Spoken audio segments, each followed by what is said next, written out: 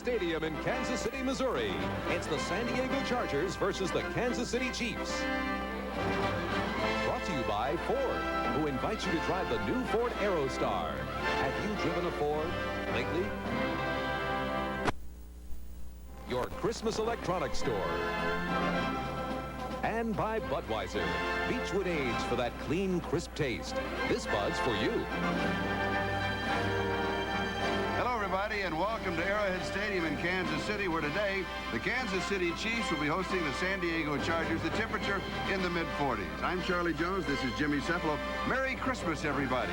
This is the end of the season for these two teams. When you played for the Miami Dolphins, you faced this situation only one time in your career. Yeah, Don Shula walked into the locker room and actually threatened players. He said, if I don't see some kind of an effort out there today, you may be playing in another uniform next year. It's an important day for the players because effort will be evaluated after the game is over. So there are some things on the line that we might not realize. So today, we're going to do something a little bit different. We're going to take a look at the stars of both of these teams. For example, we'll be following number 26, Lionel James of San Diego. Lionel James is the smallest player in the NFL, but he may be the biggest surprise. He's already set one NFL record, has a chance for another NFL record today. And we'll be following number 89, Wes Chandler of the Chargers. Charlie, if I had to choose one receiver to begin an NFL receiving corps with, it would be Wes Chandler. He's got a great deal of speed, runs great patterns, but more importantly, he's a great competitor. For Kansas City, defensively, their Pro Bowler safety, Duron Cherry. When you're calling the game today, you'd better mention number 20, Duron Cherry, a lot, because he's an impact player, leading interceptor for the club as well as their leading tackler. And their young quarterback, number 14, Todd Blackledge. In 1983, 6 quarterbacks taken in the first round. Todd was number 2, but he has been the least productive of that group thus far. But Todd, they think, may be a star of the future. He's getting an opportunity to show that today. We mentioned the weather, the temperature, it's ideal. It's in the mid-40s. Unfortunately, with this being the end of the season for two teams that are not going to the playoffs, that means it's a great day for Christmas shopping. And that's what they're doing in Kansas City, a very small crowd. Kansas City winning the toss, and George Shorthose, along with Garcia Lane, are the deep backs set for the return. And Ralph Mojinko kicking off for San Diego. San Diego with a record of 8-7. And the Kansas City Chiefs with a record of 5-10.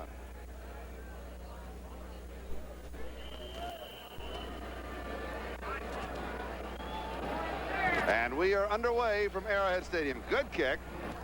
Shorthose takes it and will down it in the end zone. And Kansas City will go to work on their own 20-yard line, first down. Let's look at that offense of the Kansas City Chiefs. And the young quarterback, Todd Blackledge, number 14, will be leading the way. Herman Hurd and Mike Pruitt are the running backs, with Carlos Carson and Stephone Paige, the wide receivers. Walt Arnold is the tight end. And the offensive line of Herkenhoff, Baldinger, Rush, Olderman, and David Luce. So Kansas City goes to work from their own 20-yard line, first down. Mike Pruitt is the remaining back, and Arnold is off on the right wing, and we show a slot on the left side. And Blackledge opens with play action. And he goes to Willie Scott, the other tight end. He'll pick up 6 to the 26-yard line. Second down and 4 as Mike Green makes the tackle. And let's look at that defense of the San Diego Chargers. There is a change inside. Lee Williams, Chuck Ian, and Earl Wilson. That's the front 3. The change is at linebacker because Billy Ray Smith on injured reserve with back spasms. Greg Bingham also, by the way, out on IR. And that means that Osby and Green will open inside with King and Lowe on the outside. In the secondary, we have Hindy, Walters, Bird, and Jeff Dale. And it's second down and 4. And here's Mike Pruitt. And Pruitt has 3 to the 29, so it'll be third down and 1. And Lyndon King brings him down. Charlie, Pruitt has come on mid-season after being acquired on waivers and has really done very well for the Kansas City Chiefs. Many people around the NFL thought that Pruitt was done in his career after having an all-pro couple of years with the Cleveland Browns. However, John Makovic has said he thinks Pruitt has another couple of years left. And if the one thing they need to do in Kansas City is establish a running game, Mike Pruitt may have to do that for them the early part of next season. Third down, actually less than a yard for the first down. And Mike Pruitt, since coming with Kansas City, has 100-yard game rushing. First time that the Chiefs have had a 100-yard game rushing since 1981. And a little dribble by Herman Hurd, and he bounces it all the way to the 35-yard line, picks up 6 yards, and the first down as Danny Walters is there for the defense. along with Jeff Dale. This ball takes a very, very lucky hop for Herrmann Hurd. It bounced right back up into his hands. He simply misplayed it. Good pitch by Todd Blackledge. And Hurd is looking downfield, trying to set up his blocking pattern in front of him, takes his eye off the ball, and luckily for the Kansas City Chiefs, bounces right back into his arms. No score in the ball game. We're just a couple of minutes into the first period as Stephone Paige comes in. Pruitt, the remaining back. So it is Paige and Carson, the two wide receivers. Arnold and Scott are the two tight ends. And here's Pruitt. This time met by Lee Williams. So he'll pick up a yard to the 36. They may give him the 37. It'll be second down. We'll call it second down and 9.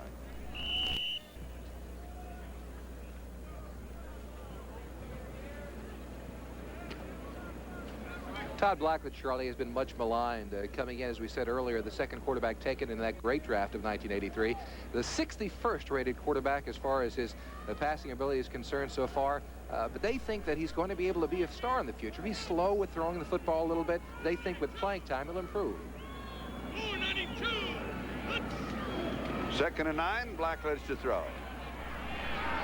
And almost intercepted by Jeff Dale as Dale cut in underneath and almost picked it up. Woo! The 3rd down and 9. Back at the 36-yard line. And this has been the problem for Blackledge in the early part of his career. He's thrown a great deal of interceptions. One of the reasons is that he's looking at the exact place he's going to throw the football. If you watch him, he's staring constantly at Herrmann Hurd, number 44. Jeff Dale is simply watching the eyes of the quarterback of Blackledge, and he steps over and nearly picks the football off. Blackledge has to learn to look players off, to take a look at the other side of the formation, then come back and throw to the guy he wants to complete the pass to. The Chargers on a roll as far as interceptions are concerned. They have picked off 9 in the last 3 games, and now they'll show 6 in the secondary. 3rd down and 9. Over the middle and overthrown as Stephone Paige just had a half a step on the defenders. Would have been a perfect pass, but it's incomplete, and we've got a kicking situation. Blackledge just a little bit long on that pass. He did have the receiver wide open coming underneath. And that means that Jim Arnold will be kicking to Lionel James.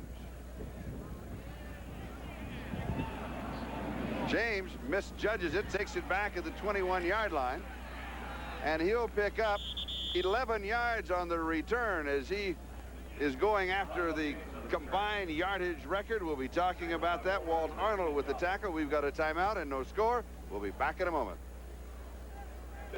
And congratulations to Ed White in his 17th year in the National Football League. This is his 241st consecutive game, an NFL record for offensive linemen. Probably that's as big a tribute to his mental toughness and stamina as his physical ability. Playing inside in the trenches, running up against people weighing 250 each week, and yet able to play in 241 consecutive games. He's a tough mental person.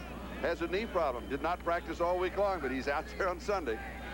And Anderson swings to the right side. The quarterback is Mark Herrmann, and he drops it off to Lionel James. A little quick screen to the near side, and James goes from the 32 to the 39-yard line. So he'll add 7 more to his total. It'll be second down and 3 as Kevin Ross was there for the Chiefs, along with Ken Jolly, who was putting the pressure on the quarterback. Now, Mark Herrmann is starting at quarterback. Dan Fouts has a broken bone in his leg, and I'll give you more details on that in a minute. Lionel James and Tim Spencer or Gary Anderson. Right now is Gary Anderson. Then Joyner, Chandler, Kellen Winslow, Lachey, White, Masick, Leonard, and McKnight. That is the offense for San Diego. Second down and 3. And here's Lionel James, and he'll lose a yard on this from the 39 back to the 38. So it's going to be 3rd down and 4 as Jolly was there along with Spaney. And let's look at that Kansas City Chief defense. With Moss, Holly, and Lindstrom, the front three. It's kind of a makeshift front three. They've lost some players. Daniel Radisic, Spaney, and Jolly. We don't know how long Gary Spaney can go. He's got a hamstring. Lewis, Burris, Cherry, and Kevin Ross. And Deron Cherry has a thigh injury, but is in there, and knowing him, and speaking of mental toughness, you know, he could well be there the whole ball game. Yeah, Deron Cherry is the kind of guy who'll be in there all day for you. The Chiefs 7 in the secondary. They look for the pass, 3rd down and 4 for Mark Herrmann. It is high, and it is incomplete. Going to James.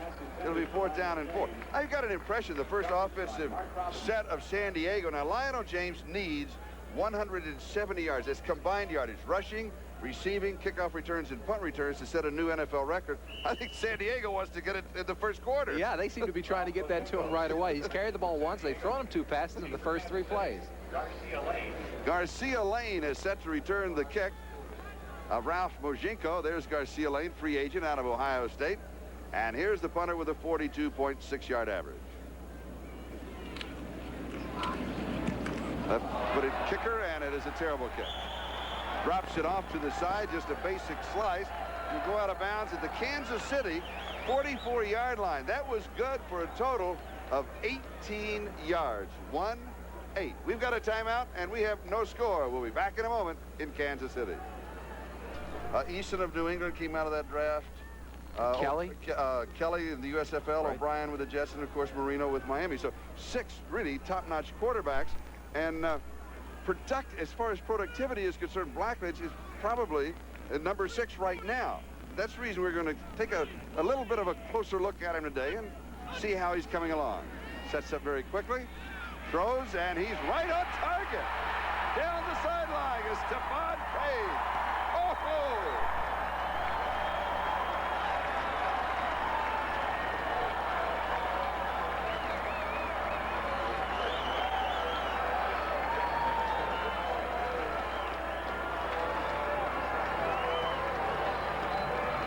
56 yards on the touchdown pass. And Stephone Paige, that is his 9th touchdown of the season. Well, it happens very quickly when you have the kind of specialty people Blackledge has on the outside. Again, as we mentioned earlier, he's looking at the same side constantly. But what he gets away with here is that he's able, with the strength of his arm, to throw the ball in between the corner and the safety coming over. Had he stared a little bit longer and not thrown the ball as quickly, that safety, Jeff Dale, would have come over and intercepted that ball. As a result, though, he gets over a little bit too late, and it's a touchdown for the Kansas City Chiefs. 56 yards on the drive in one play, and Nick Lowry adds the point after. And so the Kansas City Chiefs on the board first. They're out in front of San Diego by a score of 7-0. And we'll be back with the kickoff in just a moment. Little train Lionel James has already handled the ball 3 times, and he's picked up a total of 17 of that 170 yards that he needs to set a new NFL record. And he is one of the stars that we'll be spotlighting, and he is back on the kickoff return. Nick Lowry will be kicking off for the Kansas City Chiefs. That touchdown of the drive, 56 yards in one play, took a total of 9 seconds. And here's James from the 10. He has 10 yards return, 15, 20. About 29 yards on the return, so 29 plus 17, and the record gets closer and closer and closer. Walt Arnold with the tackle for Kansas City. San Diego from their own 39-yard line, first down. Dan Fouts has a broken fibula, which is a non-weight-bearing bone, and so could play if it was absolutely necessary. He's on the sideline, but is not scheduled to see any kind of action at all. And the report is that he will be able to play in the Pro Bowl, which he was selected. Quick pass far side is incomplete. Wes Chandler, the intended receiver. And it'll be 2nd down and 10, the ball at the 39-yard line. Now, about Fouts, the last time that these 2 teams met, Dan Fouts was also injured. And so the Kansas City Chiefs have not seen Fouts this year. No, they have. They've seen Mark Herrmann quite often. And it's important that Herrmann gets some playing time today. As you go on through the years, when the Fouts gets injured, he's getting up in years as far as an NFL quarterback is concerned. He might get bumped periodically. It's important to have a backup player that can perform and that the rest of the team is confident they can win behind. And as you see by the scoreboard, Buffalo and Miami take the early leads in those 2 ball games. And here's James. A couple of yards from the 39 to the 41-yard line. So it'll be 3rd down and 8. Scott Radisek was there to meet him in the hole along with Dave Lindstrom. Charlie, this is turning out to be the James show. It is. 4 out of 5 plays, and he's touched the ball on 4 occasions already today. Lionel James, 5'6 and a half, the half-inch, very important. 170 pounds, collegiate ball at Auburn. Taken in the 5th round of the draft a year ago. This is his 2nd year in the National Football League. And for the Chargers, their #1 rusher and their #1 receiver. Herrmann with pressure, far side. He goes to Charlie Joyner. And Deron Cherry is there for the defense, and it's going to be a first down right at the 50-yard line. And Deron Cherry stays down. We'll be back with an injury report, but right now, let's go to Bob Costas. Charlie, as expected, Miami jumps in front of Buffalo at 7-0 after Dan Marino's league-leading 29th touchdown throw of the season. Fine catch in the end zone by Bruce Hardy. In the first at Foxborough, Bengals and Pats tied at 3. First at the Meadowlands, Jets 3, Browns 0. Back to you, Charlie. And here at Kansas City, the score, the Chiefs 7 and San Diego 0. And Deron Cherry still down on the far side. The touchdown, a pass from Blackledge to Paige. It covered 56 yards. And the drive, 56 yards in one play. And Kansas City 7 and San Diego 0. And Cherry down for a moment, and he's up on his feet. The reason that he's coming out is that if he stays in at an injury timeout, then it would become a charged timeout. And this way that he comes out, he'll come out for a play. And then it does not cost Kansas City a timeout. Right, but as you mentioned earlier, Charlie, Deron Cherry is a big competitor, and he wants to play in that Pro Bowl. Very proud of the fact he's been 3 consecutive years ever since he's taken over that starting position for the Kansas City Chiefs. Mike Robinson has replaced him in the secondary for Kansas City. Herrmann, a little swing to the right side to James, and James will add a couple more yards to that total, and Scott Radisek makes the tackle at the 47-yard line, so it's going to, we'll call it 2nd down and 7. And let's look at Little Train. Little Train seems to be a security blanket for Mark Herrmann. When in doubt, when things get rough, just find the Little Train and toss the ball to him. Hey, it works every time. I don't know how many times he's been thrown for a loss this season, but I would imagine it doesn't happen very often. He's that kind of a guy because of his size. He uses it to his advantage. He's small, he's very compact, he's very strong. There's very little to grab onto, and that's an advantage for him. 2nd down and 7, and Buford McGee gets the call. There's a flag down. The play goes to the 40-yard line of Kansas City. If it holds, it could well be a 1st down. But now we'll have to check out the marker. That's the first flag of the ball game. Bill Moss makes the stop, and it is holding against the Chargers. That'll cost him 10. We'll bring it back. So the down will go. It'll be 2nd down and 17. Tom Dooley, the referee. 62 offense, 2nd down. Holding on Don Masick, the offensive center. And the ball goes back to the San Diego 43.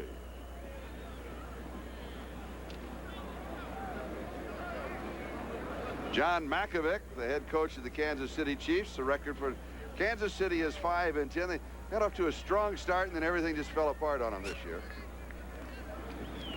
Little play action fake by Herrmann. And he is right on target. 1st down. Wes Chandler is the receiver, and Kevin Ross had the coverage. And another star we're covering is Wes Chandler. Right, Wes Chandler here, he makes the move and comes back to the football. Now, Herrmann had already released the ball to him. The beauty about Wes Chandler is that what we call him is a move receiver. He's got the speed to be able to go deep, but watch the kind of a pattern he runs. He sets it up very well. People have to worry about not only his speed going deep, but his ability to throw them off within an intermediate pattern. That's a move receiver, and Wes Chandler is maybe the best at it in the entire NFL. And a pickup of 21 yards on the play, and remember, 2nd and 17, so it's a 1st down. And Tim Spencer gets the call. Ken Jolly was there at the 31-yard line, so Spencer will pick up 6. It's 2nd down and 4. I feel now San Diego said, okay, now we started off with Little Train, and we've used him a lot. We've kind of established that. Now we'll go back and we'll start playing football, and we'll work him back into the normal offense that we use, because he sees a lot of action in the normal offense. He does see quite a bit of action, but again, Little Train is the guy they're going to go to all day long, I have a feeling. He's going to get that NFL record one way or another. I think you're right.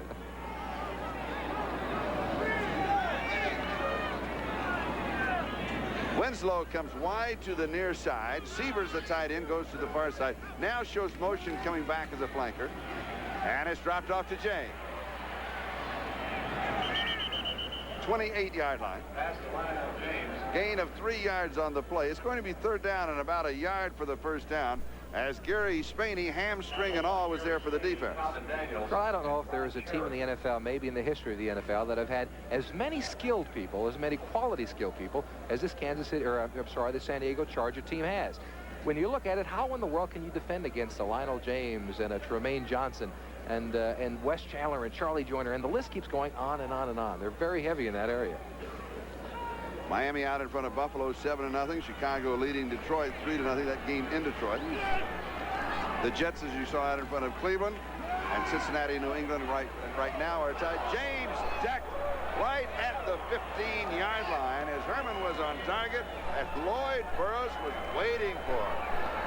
The little train was decked by a bigger train. Ooh, and James is down. We'll take a look, see what happens. This is a derailment, Charlie. That's what this is. Now, this is one thing that James does not have to worry about usually. He's got enough quickness to get out of it. But here he is concentrating on the football and did not see Burroughs coming over. He had no choice but to take the big hit. Now, as a receiver, when you play, you know that this is going to happen to you. I mean, you have to have that feeling when you're looking back and time is running out and the clock in the head says, when I get the ball, they're waiting for me. What really happens to you mentally? Charlie, I have a confession. That never happened to me my entire career. You're kidding. That's why I'm sitting up here in the booth right now. I always knew who was around me. I mean, my parents taught me something very early in life. Always know who's going to run you over. And here, this is concentration biology. Watch this shot. Now, the only thing you could do, they always say that there's two kind of receivers, those who don't want to go across the middle and those who refuse to. Yeah. Well, Lionel James doesn't like to go across the middle, but obviously he does not refuse. He's happy and up and healthy again. We're happy to see that. And his combined yardage total already is up to 66 yards, which means he now needs only 104 yards in any way, shape, or form to set a new NFL record. But right now for San Diego, the ball is on the Kansas City 15-yard line, and they have a first down. And Herrmann gives to Buford McGee. And McGee will pick up 5 to the 10, so it's second down and 5. Herrmann, by the way, has completed 6 of 8 passes for 55 yards. Scott Radisick with the last tackle. I want to mention something about Mark Herrmann. San Diego's been very pleased with him in his position as a backup quarterback because they have to have, you alluded to it, that Fouts, age, injuries, time, but to win in the National Football League, you have to have a good backup quarterback. And I think not only has he been good for the ball club, I think it's been a good year for him because mentally he feels that he can certainly perform at the level that he desires in the National Football League. Tim Spencer, the ball carrier on this play, and Spaney makes the tackle. We'll take another look at the scoreboard, and we'll be updating the scores and giving you a little more of the idea of the playoff situation as those games go on. It is Philadelphia 7, Minnesota nothing, Green Bay and Tampa Bay 7-3. The Battle of the Bays, Atlanta 3 and New Orleans nothing. That's a battle of two teams that are also winding up their season today. Bays, Atlanta 3 and New Orleans nothing. That's a battle of two teams that are also winding up their season today. The ball on the 7-yard line. Third down and 2. Kansas City leading 7-0. Chargers trying to drive back. All the time in the world. Back edge of the end zone. Severs. They're going to say no, he was out of the end zone. So it's going to be 4th down and 2 at the 7-yard line. It seemed like Herrmann had an opportunity to run that football in. There was a blocker or two in front of him, but he opted to go down into the end zone to Severs, and Severs had the catch, but was bobbling as he went out of bounds. And the field goal team comes in. And that means that Rich Humphrey will be snapping. And Bob Thomas will be kicking. And Mojinko is the holder. This is from the 15, so an attempt at 25 yards. It is up and it is good, and San Diego is on the board. And so the score is Kansas City 7, San Diego 3 with 4:19 to go in the first. Happy birthday to you. We really. George Shorthose is 24 years old today, celebrating a birthday, so congratulations, George. Shorthose a lot of speed, originally drafted by the Miami Dolphins this past season, was released in training camp by them, bounced around a little bit, and finally signed by the Chiefs. Here's the score, Kansas City 7, San Diego 3. 4:19 time remaining. We're in the first quarter. And Mojinko kicks off and is taken on the far side by Garcia Lane at the 4-yard line. He's got a good return as he comes out across the 25 to the 28-yard line. So he has 24 yards on the return as Kansas City goes to work. Now, the last time Kansas City went to work, they went to work very quickly as Blackledge hit Stephone Paige with a 56-yard touchdown pass. For the special teams for San Diego, Lyndon King was down to make the tackle.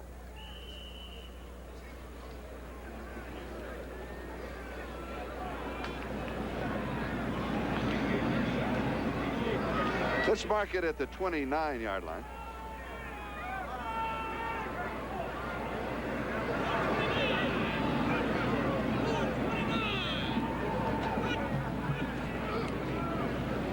And here's Herrmann Hurd.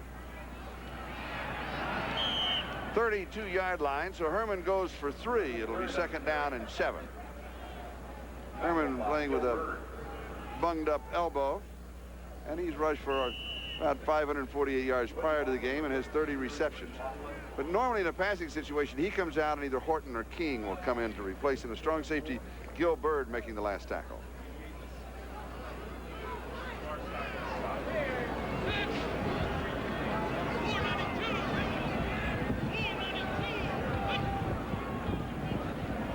Carlos Carson coming in motion. Little stutter step behind the quarterback. Blackledge hands off inside to Mike Pruitt. And Pruitt leans across the 36-yard line, so he has 4. And it is third down and 3. Vince Osby was there. Carlos Carson, one of the good wide receivers for the Kansas City Chiefs. Let's take a look at what he was doing. Well, this little stutter step is just kind of having fun on a day. You know, you're going across the middle. There's really not a whole lot to do. You know, you're just going to run the defensive back out of the area. And it's just, how are you today, John Hendy? I'm just going to let you know that one of these days I may go back across the formation, so you better keep an eye on me as you cover me across the middle. And now Carson comes out to the right side, and Stephone Paige is split inside of it. Blackledge from the shotgun. Third down and 3. Steps forward. And it's going to be close. I believe he got it. He needed 3 to the 39, and he's right there. Jeff Dale, the free safety, moved up on him. This is what a young quarterback will do for you, Charlie. Not afraid to tuck the ball away and take off upfield. Blackledge has that strong arm, but he's not afraid to tuck it away and run with the football. He did that well in his college career at Penn State. And here with the Chiefs, he's been known to tuck it away and get upfield, knows where he has to go, and gets the first down just by a couple of inches. The ball just outside the 39-yard line. So officially, it's marked at the 40.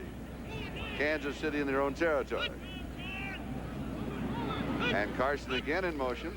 And this time he stops right behind the right guard as he do a little screen block.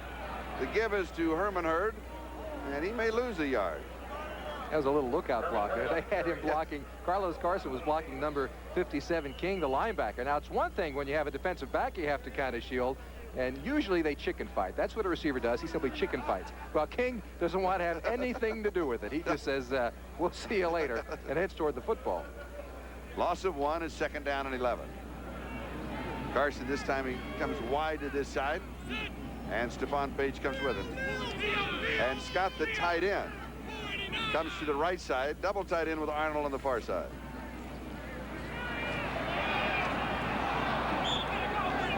Pass is incomplete. Hancock, the intended receiver. No, that was Paige, the intended receiver. John Hendy had the coverage on it. It was a good pass, though, on the rollout, and it was a good pass. They used that moving pocket to try to get a little bit more time for Todd Blackledge. It gives him a little more opportunity to look downfield. He doesn't have to rush himself a little bit. Usually a young quarterback will show those nervous feet. They'll sit in the pocket and get nervous because they feel the pocket closing in on them. It's a good move by John McAvitt to take that young quarterback, roll him out a little bit, give him some time to look downfield and throw the ball. Third down.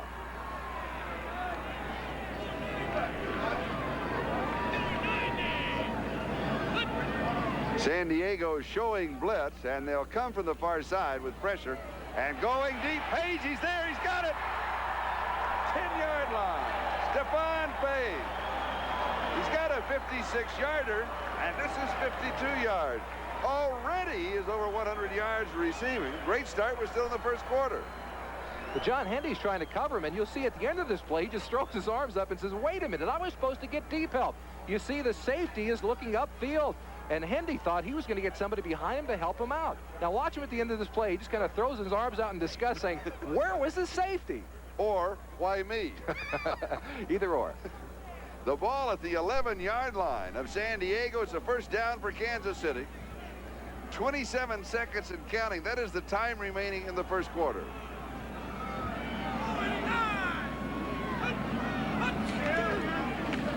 Inside handoff to Pruitt.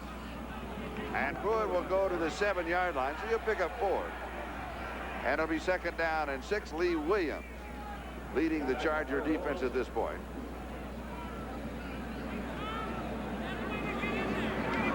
And with that play, time runs out. First quarter is in the books. Chiefs lead it 7-3. Here is number 85, Eric Sievers of the San Diego Chargers. We start the second quarter, Kansas City leading 7-3, and they're threatening. Blackledge has completed 3 of 6, but the total's 113 yards and a touchdown. Stephone Paige, 2 receptions, 107, 107, and 1 touchdown. Second down and 6, the ball at the 7-yard line. Hancock going in motion, and Herrmann cuts back inside. He's got it.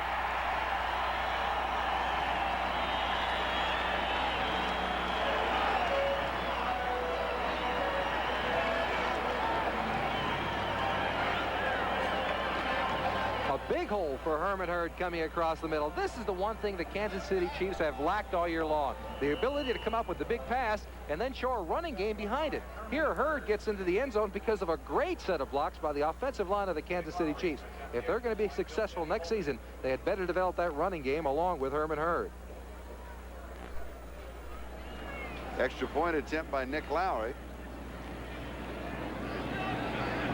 Bill Kinney holding the quarterback.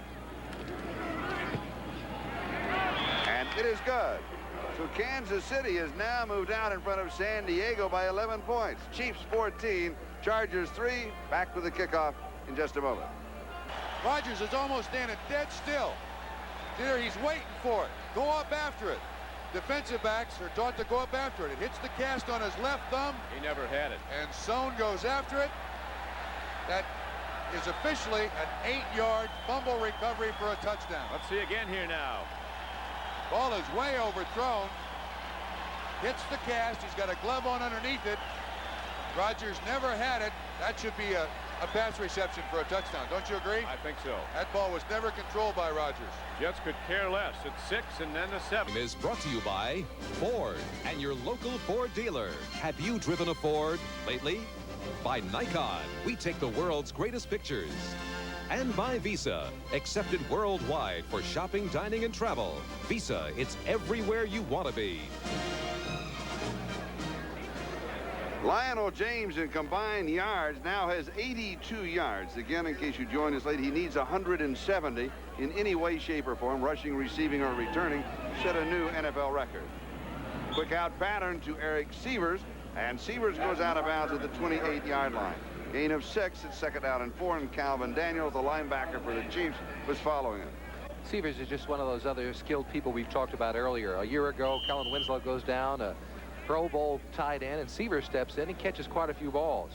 Winslow is back from that terrible knee injury and is doing quite well as can be expected by someone with that severe knee injury. Second down and 4. Interestingly enough, though, Kellen has not scored a touchdown. Here's the reverse, and of course, it is number 40, Gary Anderson, the speedster. He breaks it open to the 45-yard line of Kansas City. 27 yards on the play for Gary Anderson. Charlie, I'm not sure how you defend the San Diego Charger offense. They do so many things so well. Just when you think you have it going, they throw the ball to the little train James around the one side, then they hand it to him, and who comes back? But somebody like Anderson with a great deal of speed coming across the middle. It's a very tough team to defend. So I don't know what you do if you're a coordinator for the opposite squad. First down at the Kansas City 45. Herrmann gives off inside to Buford McGee, and he is a couple of yards to the 43. Second down and 8. Pete Koch was there for the Chiefs.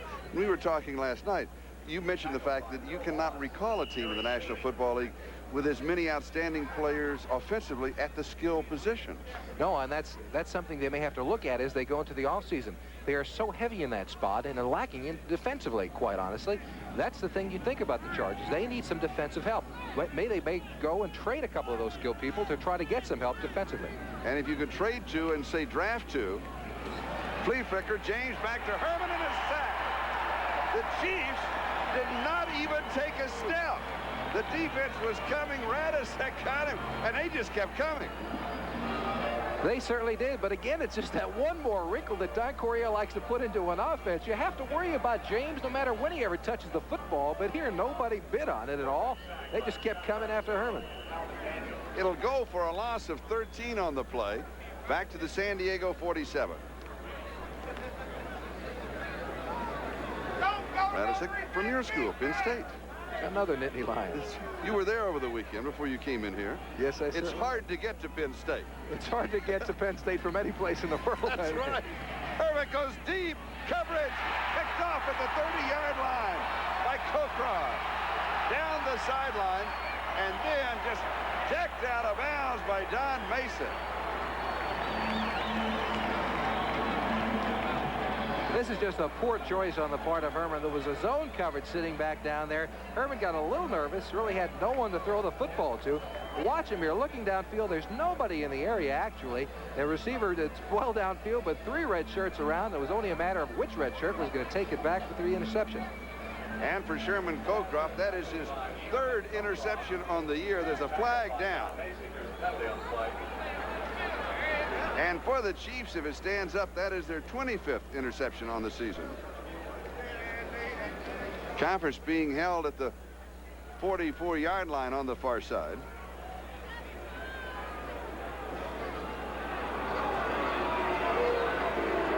"35 yards on the interception return." Hands, 74 on return. But Pete Koch, the nose tackle, defensive lineman, the infraction after the interception, and so Kansas City has the ball, but this time it is at their own 46-yard line.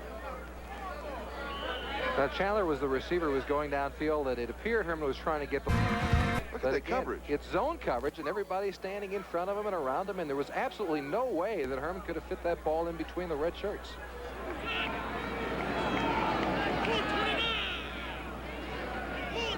First down. Blackledge going deep. Comeback pattern by Stephone Paige, and Paige goes out of bounds at the 24-yard line. 30 yards on the play. And Gil Bird was chasing him, and right now Blackledge is just picking the Charger deep secondary apart. And Stephone Paige is having a career today. He makes this play, actually. The one thing they teach you as a wide receiver is to keep coming back to the football. There you see Stephone Paige was actually not open. And if he had just sat back there and waited for the ball to come to him, it would have been intercepted. But Stephone Paige, using those basic fundamentals, continues back toward the quarterback and takes the ball away from a defensive back to make a big play.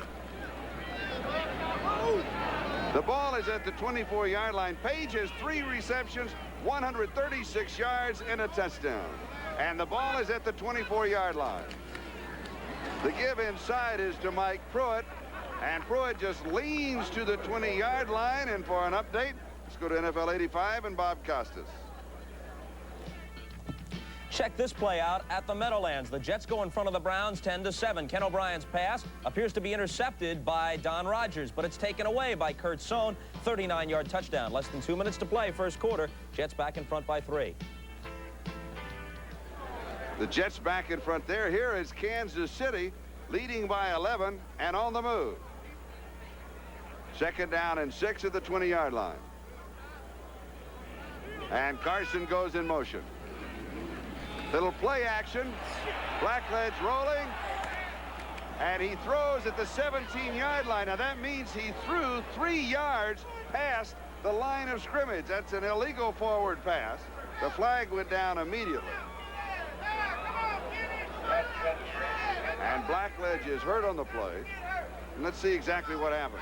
Once again, Charlie, this is that moving pocket. They have the bootleg coming across the other way. He had a receiver wide open down the sideline coming. It was Arnold coming across the middle of the field who was open momentarily. But Illegal pass and lost it down. Number 14 offense. Third down.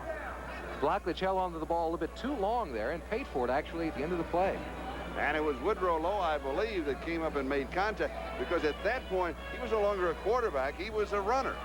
Right, he was not aware of the area, the spot of the ball. He takes quite a shot. Let's take a look at it. Woodrow Lowe really levels him. And this is when a quarterback is most vulnerable. His arm is up in the air. He's exposed his rib cage. His arm is up, and he takes quite a shot.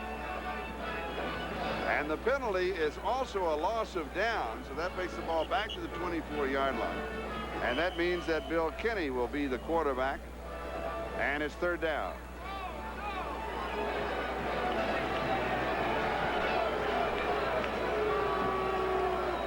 Charlie, in talking to Bill Kenny before the game, he was healthy enough to go today, but John Malkovich simply made the decision to go with Todd Blackledge to see what he could do. But Kenny, he's beaten up, though, physically. It's been a long, tough year for him. I know you asked him before the ball game, any part of the body that didn't hurt? He said, no, it all hurts. They're down and 10. Kenny, a little timing pattern into the corner.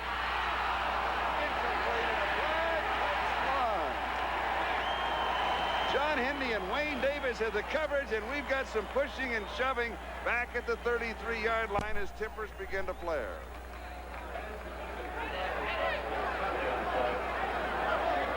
And the flag was dropped in the end zone. Now, the official that was standing nearest the play did not drop the flag.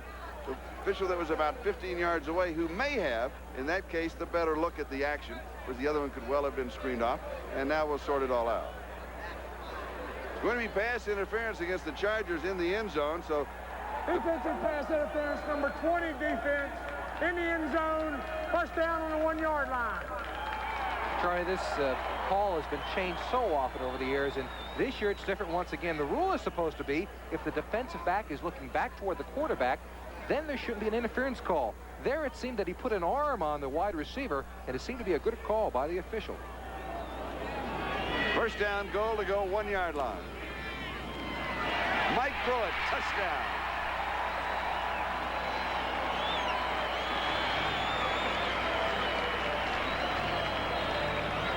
And Kansas City now moves out in front 20-3 with the extra point to come.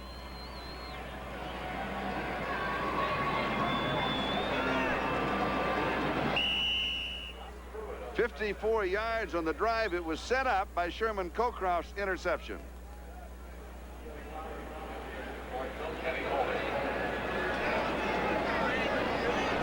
And Nick Lowry will attempt the point after.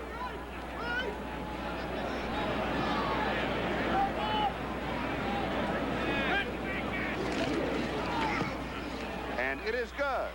So the score is Kansas City 21, San Diego 3, and we have 11:41 left to play in the first half. 11 minutes and 41 seconds left to go in the second quarter. It is Kansas City 21 and San Diego 3. Once through the air and twice on the ground for the Chiefs. Stephone Paige, the touchdown reception. Now Hurd and Pruitt scoring on the ground. And a look at Lionel James. And he is set to return the kickoff. And Little Train will take it and bobble it and then pick it up at the 5. And only get a couple of yards on the return. Let's go back to that pass interference call. That rule, once again, Charlie, is if the defensive back is looking back, he put his arm on it, but he put his arm on the receiver first. Then he said, I better cover myself, and he looked back toward the quarterback. Doesn't work that way. Good call by the officials. And an injury report on Todd Blackledge. It is a jammed right thumb. May have hit Woodrow Lowe's helmet as he threw, because he came up high on that time on his arm. And x-rays are being taken, and as soon as we get a report, of course, we'll pass it on to you. San Diego's ball at their own 7-yard line, first down. Buford McGee, and McGee almost pops it. He'll bounce to the 18-yard line. Tackled by Lloyd Burris. And he'll pick up the first down. Let's check the scoreboard. Cleveland and the Jets say, how about this? Now tied at 10-10. New England leading Cincinnati. As you know, if New England and the Jets both win, they're in the playoffs. And after that, other people will be explaining it throughout the weekend. Right. Exactly. It's one of those, I got you this far, you're kind of on your own.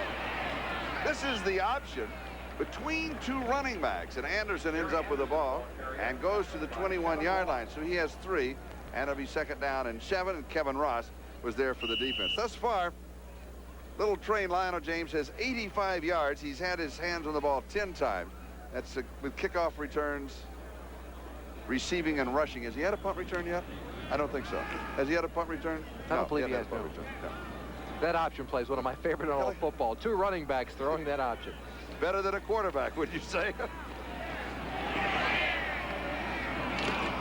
Now this time, Herrmann did something that Blackledge, which you talked about in the first quarter, was not doing. Looking the right side, knowing what was developing on the left, there was nothing on the right. looked everybody off defensively, and then came back. Right, and you appreciate that as a wide receiver because you don't have somebody bearing down on you the whole time. See him, he's looking to the right, takes it back in, knows Winslow's coming across the middle on the other side, and throws the ball in there. You know, Winslow, you take a look at the surgery that he had, reconstructive surgery to a knee. If you give that same surgery to 10 players, 5 will come back and 5 won't. It's the mental aspect that got Kellen Winslow back in uniform as quickly as he came back. And here's Lionel James just trying to scoot under a first down from the 34-yard line. He'll go to the 37. So he'll pick up 3, and it'll be 2nd down and 7. Ken Jolly with the stop. The score, Kansas City 21, San Diego 3. 9.5 minutes left to go in the first half. Ball game dominated by Kansas City. And Miami pulling away from Buffalo. As far as Miami is concerned, if they win, and they should win over Buffalo, then they will be the champions of the East. Right, and they can lose out on the playoffs if they get beat by more than 39 points today. They will not get a wild card. Anderson to the 41-yard line, so he picks up 4, and it'll be 3rd down and 3. Ken Jolly made the tackle. Coming into this weekend's game, Charlie, there were 9 teams still fighting for 6 playoff spots. It may be the most competitive year in the NFL in quite a long time, maybe in its history. Now, also with Miami, if they win today, they are the champions. If the Raiders win tomorrow night, then the Raiders will have home field advantage all the way through. But if the Raiders lose, then Miami would have home field advantage all the way through. Right, and that's very important. And I can tell you by playing in the Orange Bowl, they don't lose very often there. It will have a great effect on the AFC Championship. Winslow, and he drops it. Pass is incomplete. It'll be 4th down and 3. Coverage by Lloyd Burris. Lloyd Burris had the coverage. Go ahead, Jimmy. On the other hand, the Raiders don't lose very often in the Coliseum. Well, neither team loses very often, period. Garcia Lane will be the punt returner for Kansas City. And Ralph Mujica will be kicking to Garcia, number 41, the free agent out of Ohio State.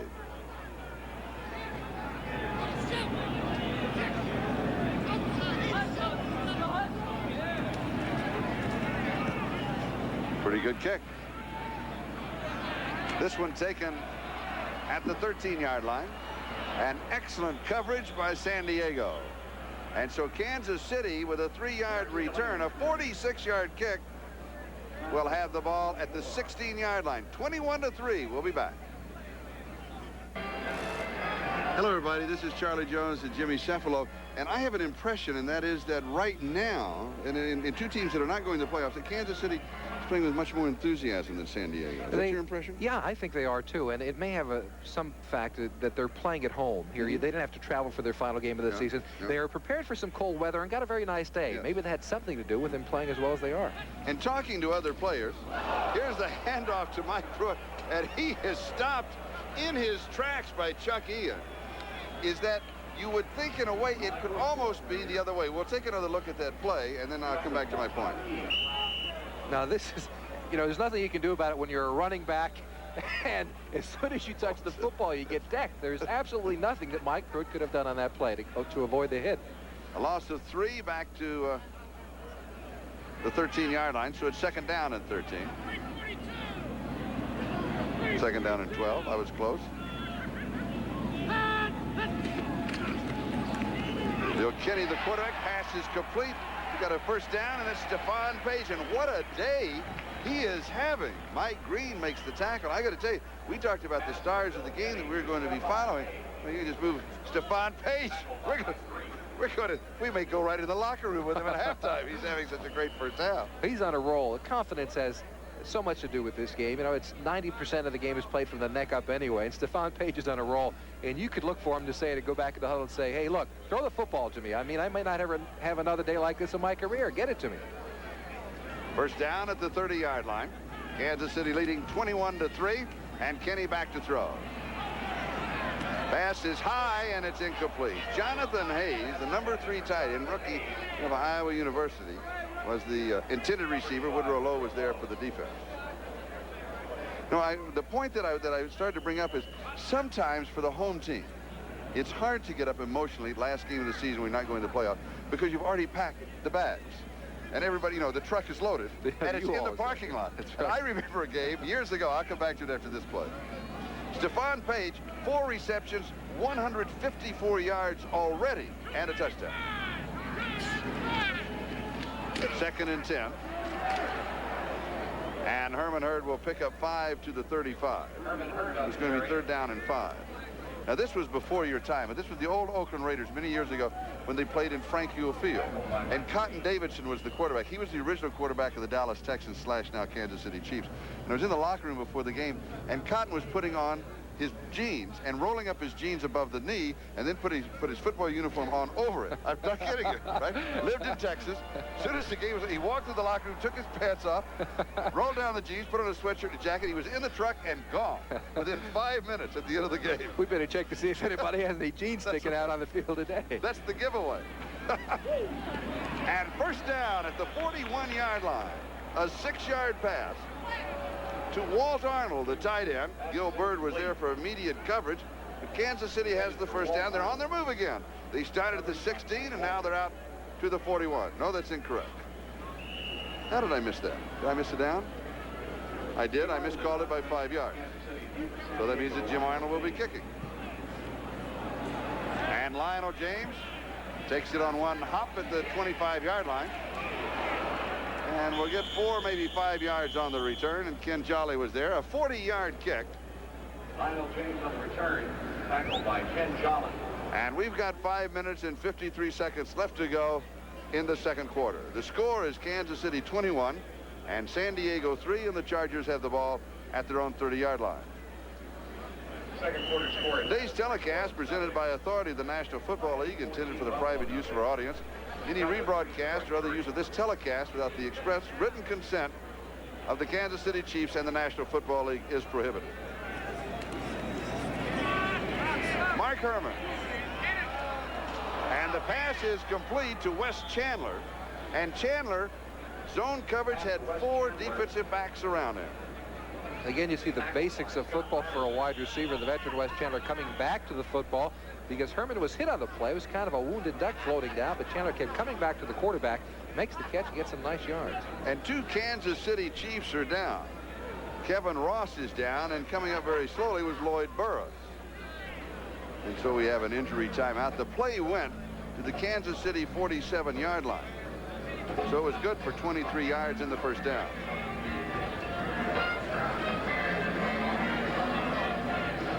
And we've talked about the mental attitude of the players going into the last game of the season when you're not going to the playoffs. This is one thing that is on everybody's mind. Avoid an injury.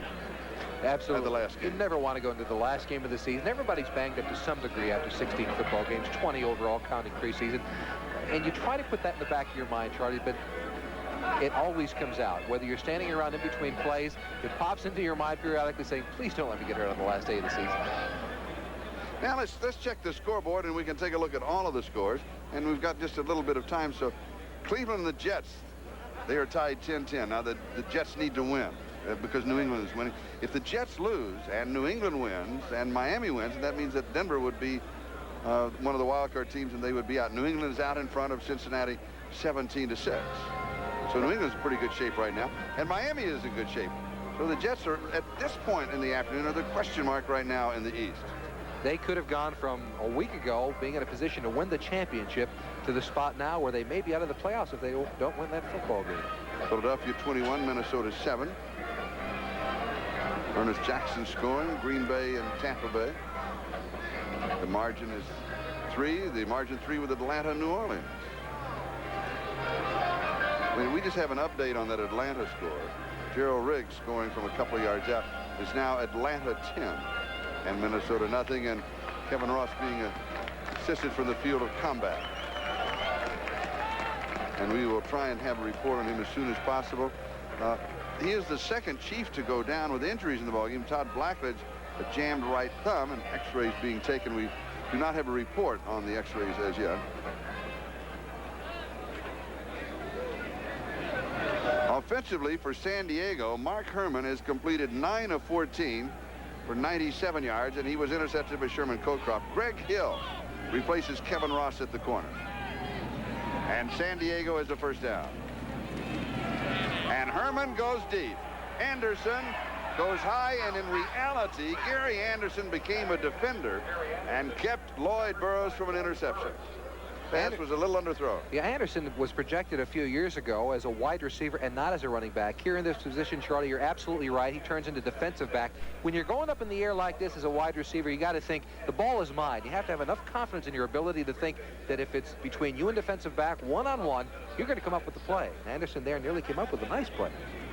2nd down and 10 back at the 47-yard line. One of the reasons that Anderson said that he went into the USFL is that he wanted to run the ball. And originally the Chargers wanted him only as a receiver. And here's Lionel James just spinning and fighting his way to the 42-yard line, so he picks up 5 yards. It's going to be 3rd down and 5. And something Scott Radisek making the tackle. Just an observation. The report on Kevin Ross is an injury to the right knee. They do not know how bad. All of a sudden, do I have the impression that Kansas City has figured out that San Diego was trying to get the record for Lionel James, and Kansas City doesn't want him to have the record? It seems as if they're scouting him out a little bit more than they were early in the first quarter. Well, I think it comes down to saying that maybe not about the record, but simply if we want to win the football game, we've got to shut down Lionel James, so they go out and try to attack him. Herrmann throwing behind Kellen Winslow. Winslow in a slugfest, and he throws a couple of strong elbows. Kellen will be ejected for the ball game. That's going to be the end of the season here. Was that Lloyd Burroughs that, oh, he turned around and swung one elbow and then decked him with another. And the officials were right there. Now, that was the way that I saw it, and let's see how the replay called. Charlie, there's really little excuse for this. There's a lot of frustration out in the field. Two teams that are not going to the playoffs. But Kellen Winslow is a veteran in this league. Yeah, he's got his face mask full. That's fine. But there's absolutely no reason or purpose now, what's this for this kind of action. And that one. Now, I would say that Kellen should be ejected. That would be my opinion. Personal foul again. I'm not sure the officials saw the face mask. Well, you know, in defense of Kellen Winslow, his face mask was pulled. Yeah. But there is absolutely no reason to go with two big over the roundhouse shots. Maybe the one retaliation. Now, there's the face mask that was not called. Personal foul, unnecessary roughness, number 80 offense. It's 4th down. Also, as a player, Charlie, you're told early, and it happens all the time. The official never sees the first shot. It's only the second one he sees, and Kellen took care of it because the third one came right behind it. He was not ejected, so I was wrong there. Now, it was a dead ball foul. The play was over. That means it is 4th down. The penalty yardage goes back, and it means that Mojinka will be kicking to Garcia Lane. No, I thought he'd get ejected because of the second shot, not the first one. I agree with you. Ooh, good kick. Lane takes it at the 11-yard line and returns to the 17. We've got 4 minutes and 17 seconds. That is the time remaining in the first half. Kansas City has the ball, and they lead 21-3. 47 yards on the kick. And Derry Nelson was down with the coverage for San Diego.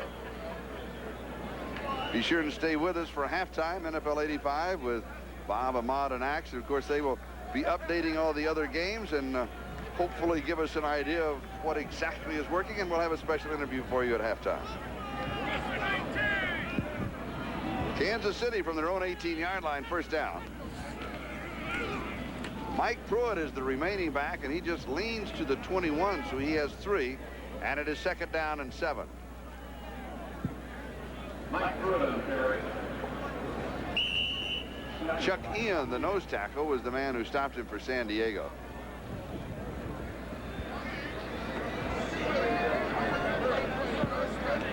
And there's the time remaining in the second quarter. Kansas City with a very comfortable 21-3 lead.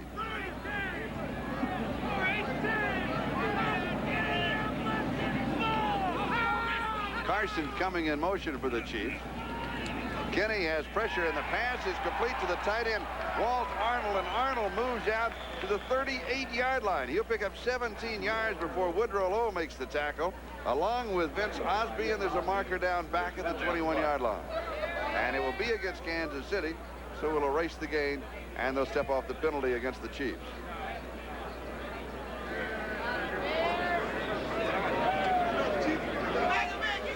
Holding, 70 offense, 2nd down. holding on Billy Shields, who was a former San Diego Chargers with San Diego and then San Francisco, the New York Jets, before coming to Kansas City. That play was made possible by the strength of Bill Kenny's arm. He was drafted by the Dolphins, by the way. He was the second last player taken in the 12th round back in 1978. Has such a strong arm that one day during practice, threw a pass, hit Bill Arnsbarger, our defensive coordinator, in the ear and drew blood, knocked Bill completely cold. Very strong arm. Little looping pass outside to Herrmann Hurd. And Herrmann goes to the 16-yard line, maybe the 17. Let's see where they're going to spot it. And Mike Green picked him up. Mark it at the 16-yard line. So it goes for 5. It's going to be 3rd down and 12.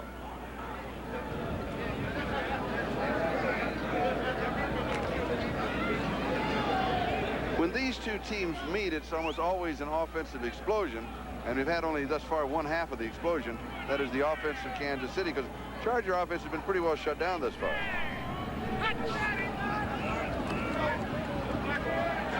Going deep, and he fires it, and Paige is there. Stephone Paige will be over 200 yards now.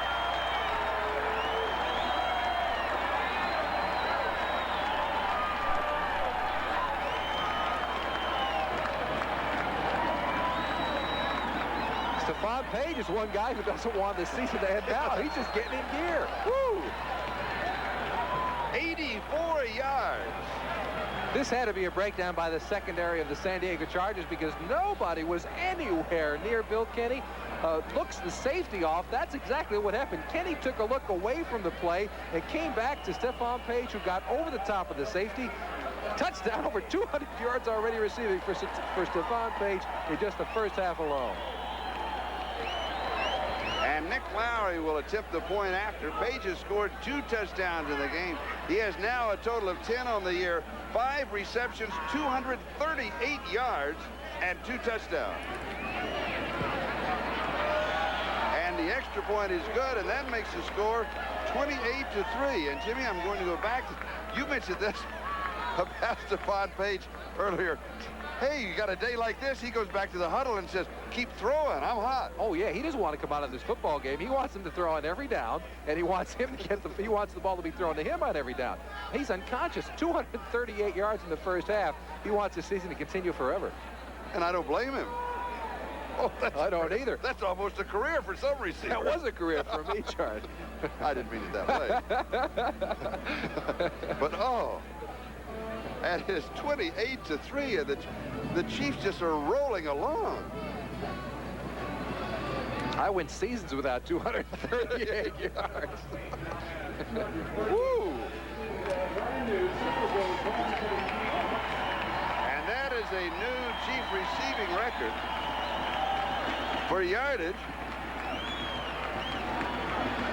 213 was the previous club record. And it was Curtis McClinton. Is that right? Yes. That's a long time ago. And there's Fouts.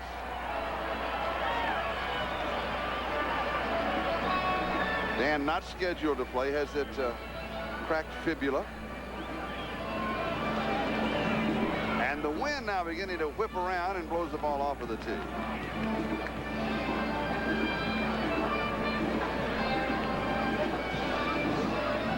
And so Duron Cherry, who was injured earlier in the ball game, just shaken up a bit, is all right, and he will come out and he's going to hold it.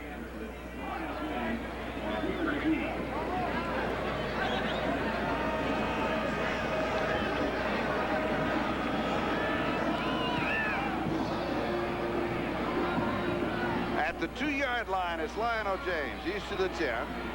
Looks for a block, does not get it, but gets around Walt Arnold and then scoots out of bounds near the 30-yard line. Officials are going to mark it about the 28 of the 29. Lewis Cooper was there for Kansas City. So San Diego now, with 2:13 to go in the first half, they need to get they need to get something on the board so they've got some enthusiasm going into halftime. Yeah, they seemed in the first quarter to be splitting the ball up a little bit. I know James touched it quite often, but you remember the reverse they came back with Anderson. They threw the ball downfield to Wes Chandler, and now they seem to have gotten away from that. It seems to be exclusively the running game with Lionel James.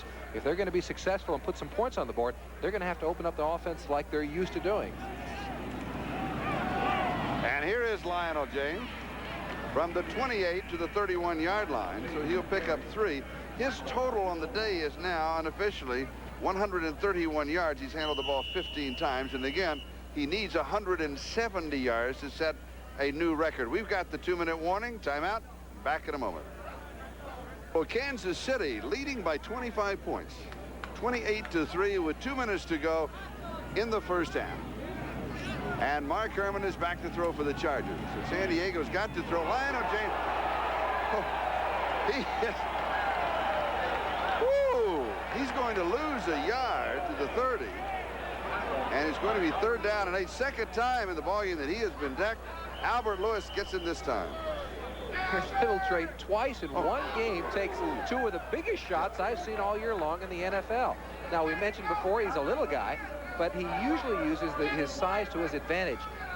You know, he's small, close to the ground, very compact, has a lot of strength, though. And Lionel James is going to get that record one way or another.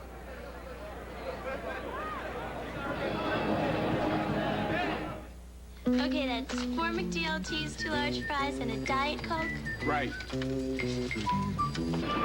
Kevin Ross, number 31, back in the ballgame defensively for the Kansas City Chiefs. Kevin Ross has been bouncing back his entire life, Charlie. He was hit by, now we can laugh about it, he was hit by cars 3 times between the ages of 7 and 15. Once when he was 7, once when he was 11, another when he was 15. Kemp bouncing back, and now he hit by a truck out here in the second quarter of the football game. And amazing that he's a professional football player after all of his injuries earlier on. Tough little guy. Obviously a defensive player in the National Football League. And here's how he got hurt earlier. He is number 31. And it was his own man that took him out. And he ended up, if you recall, being carried from the field. Now, that was a loss of 3 yards on that last play to Lionel James. They mark it back at the 28-yard line. And Herrmann throws. And this one is intercepted at the 45-yard line. It is Mark Robinson with the interception. James, the intended receiver. And that is the second time in the ball game that Mark Herrmann has been picked off. And for Robinson, his first interception of the year. And a very similar situation, too, Charlie. Here, again, there is, I don't know how he thought he could fit the ball in here. There is 3 or 4 red jerseys around Lionel James, a zone defense down the middle of the field, and Mark Robinson simply had to step in front of the football, and there could have been another 3 people intercepting that ball for the Kansas City Chiefs. 19 yards on the return from Mark Robinson. The line of scrimmage is the San Diego 26-yard line. Kansas City 2 timeouts remaining, plenty of time in the first half. 1:37 left to go, and the Chiefs want to stack some more points onto their lead of 28-3.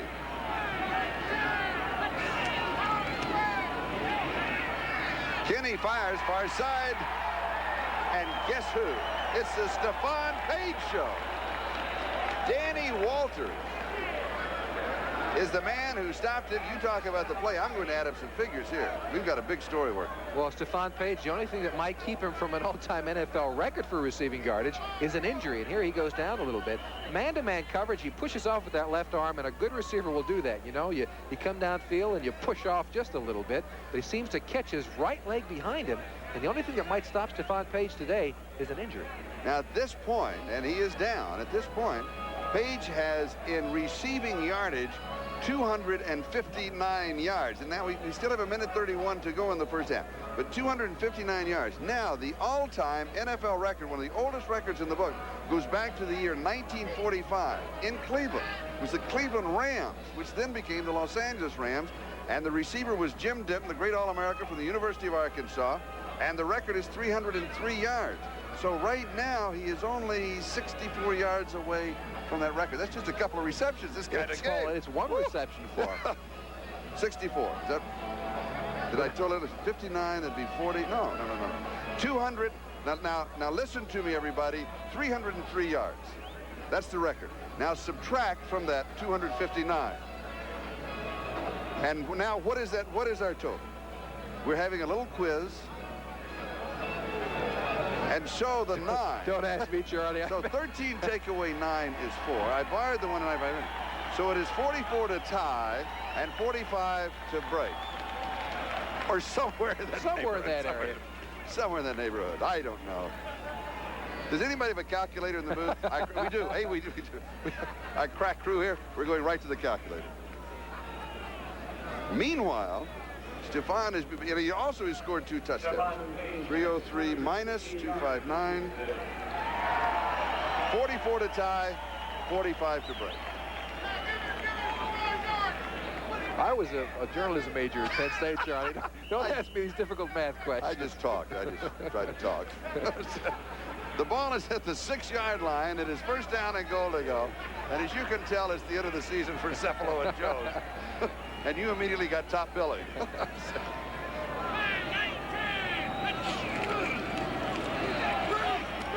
Pass is complete, touchdown. Jonathan Hayes, this is his first touchdown in the National Football League. The rookie, taken in the 2nd round from Iowa, and he has his first one. He'll hang on to that ball.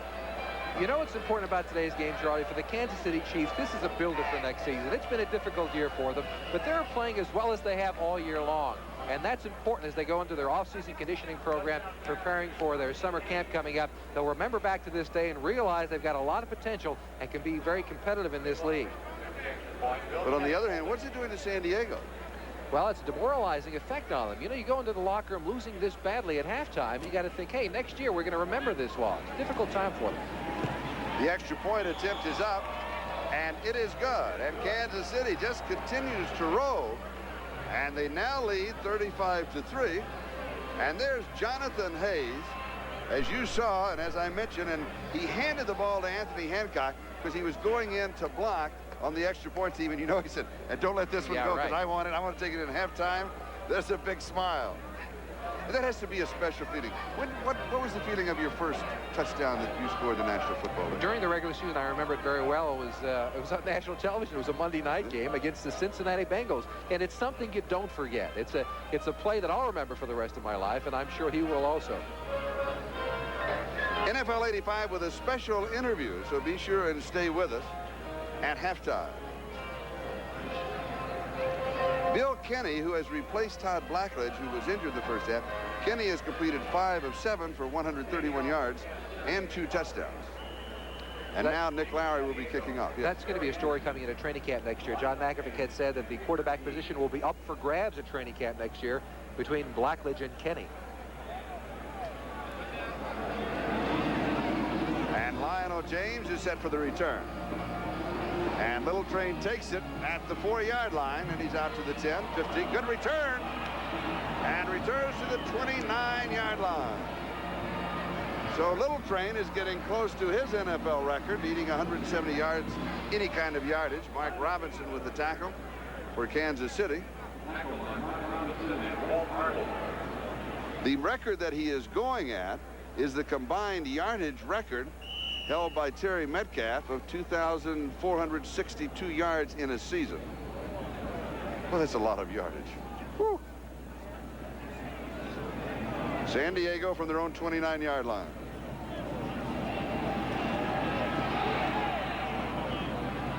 And 34-yard line, Lionel James, he picks up 5, and that means unofficially we have him with 157 yards. He's handled the ball 18 times. Isn't it amazing how Herrmann can find the smallest man on the field so often? He was looking to the other side of the field, and when in doubt, come back to that security blanket. Lionel James adding to his total.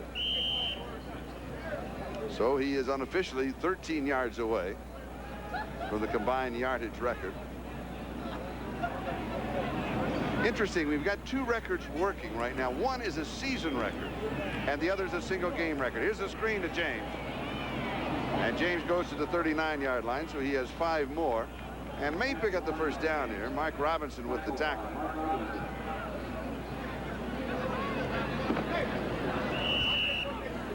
So James needs now only 8 yards. And it is a first down.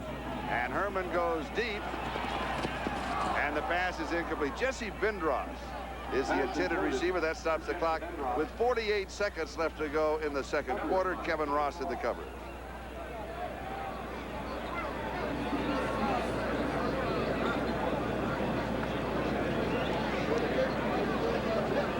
It's been a frustrating afternoon thus far for Herrmann. But as he looks back at this season, he's got to be happy with what he's done as a backup to Dan Fouts. He's performed very well. And today should not be an indication of his ability. They're happy with him here in the San Diego offensive strategy. 7 touchdowns and now 9 interceptions on the season. He suffered 2 today. But his completion average was just over 66%. Tipped and then caught. Charlie Joyner has a big first down at the 35-yard line of Kansas City. And the Chargers will stop the clock with a timeout. 38 seconds left to go. Mark Robinson was there for the defense to play good for 20 yards. You need some of these as a wide receiver. You know, this is one that Charlie should not put down as he continues to add up the receptions in the NFL record book, but he'll take it anyway.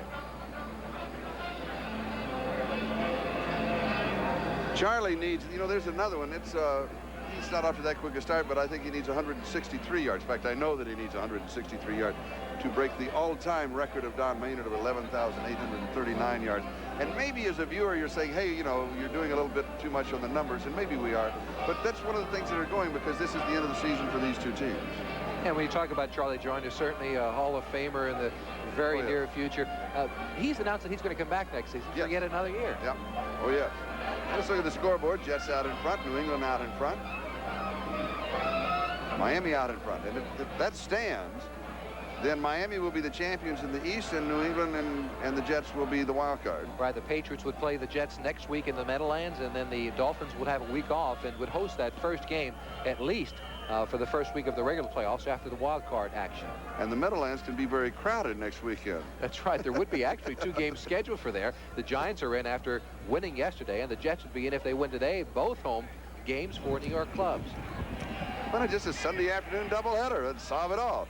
The pass is complete to Wes Chandler, and Chandler goes out of bounds just inside the 20-yard line, so he'll pick up 16 on the play and a first down, and there's 31 seconds left to go in the first half. And don't forget, at halftime, NFL 85 scores and highlights and a special interview all coming your way. Jerry Blanton was Kansas City Chief being helped to the locker room. He was kicked in the stomach is the report that we have. And we'll try and update that. We've got the injuries, but we don't know how everybody is doing until they come back in the ball game. But we'll try and have that for you when we start the second half.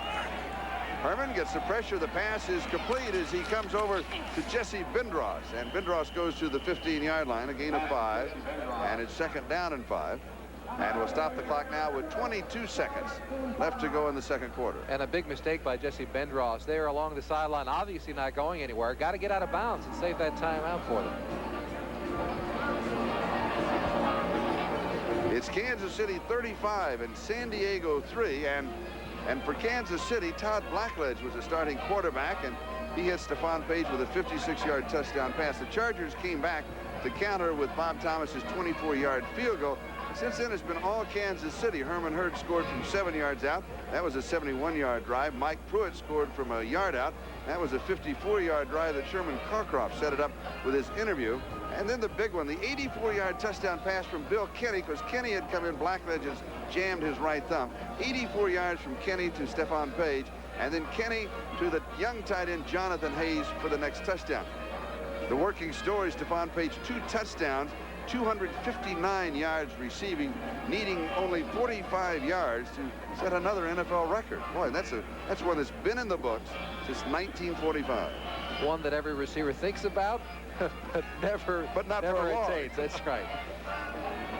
When play resumes, the ball will be at just inside the 14-yard line, so it'll be second down and 4.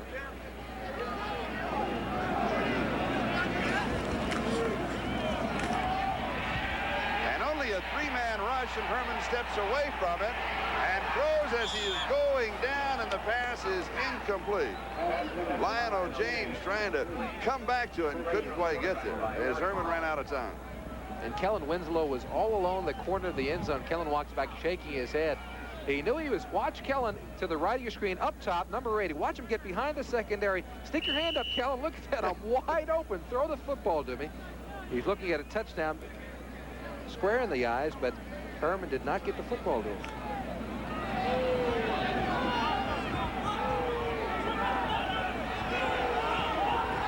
Third down.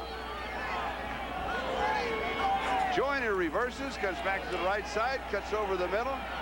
Pass is thrown far side and completed to Bindros. And Lloyd Burroughs, the strong safety, brings him down right as he makes the reception, and the Chargers take a timeout. Lloyd Burris on the stop. And I believe that's their last timeout. See, in that situation, that's when the Bendros mistake earlier hurts him. He could not get a bounce on that particular play, but a team will always try and save one timeout for a field goal. Here with 6 seconds left now, they either have to have an incomplete pass or they have to go ahead and forego the field goal.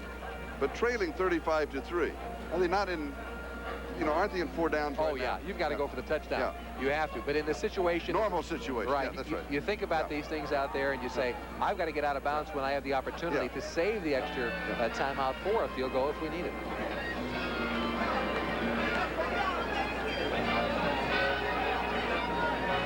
In 6 seconds.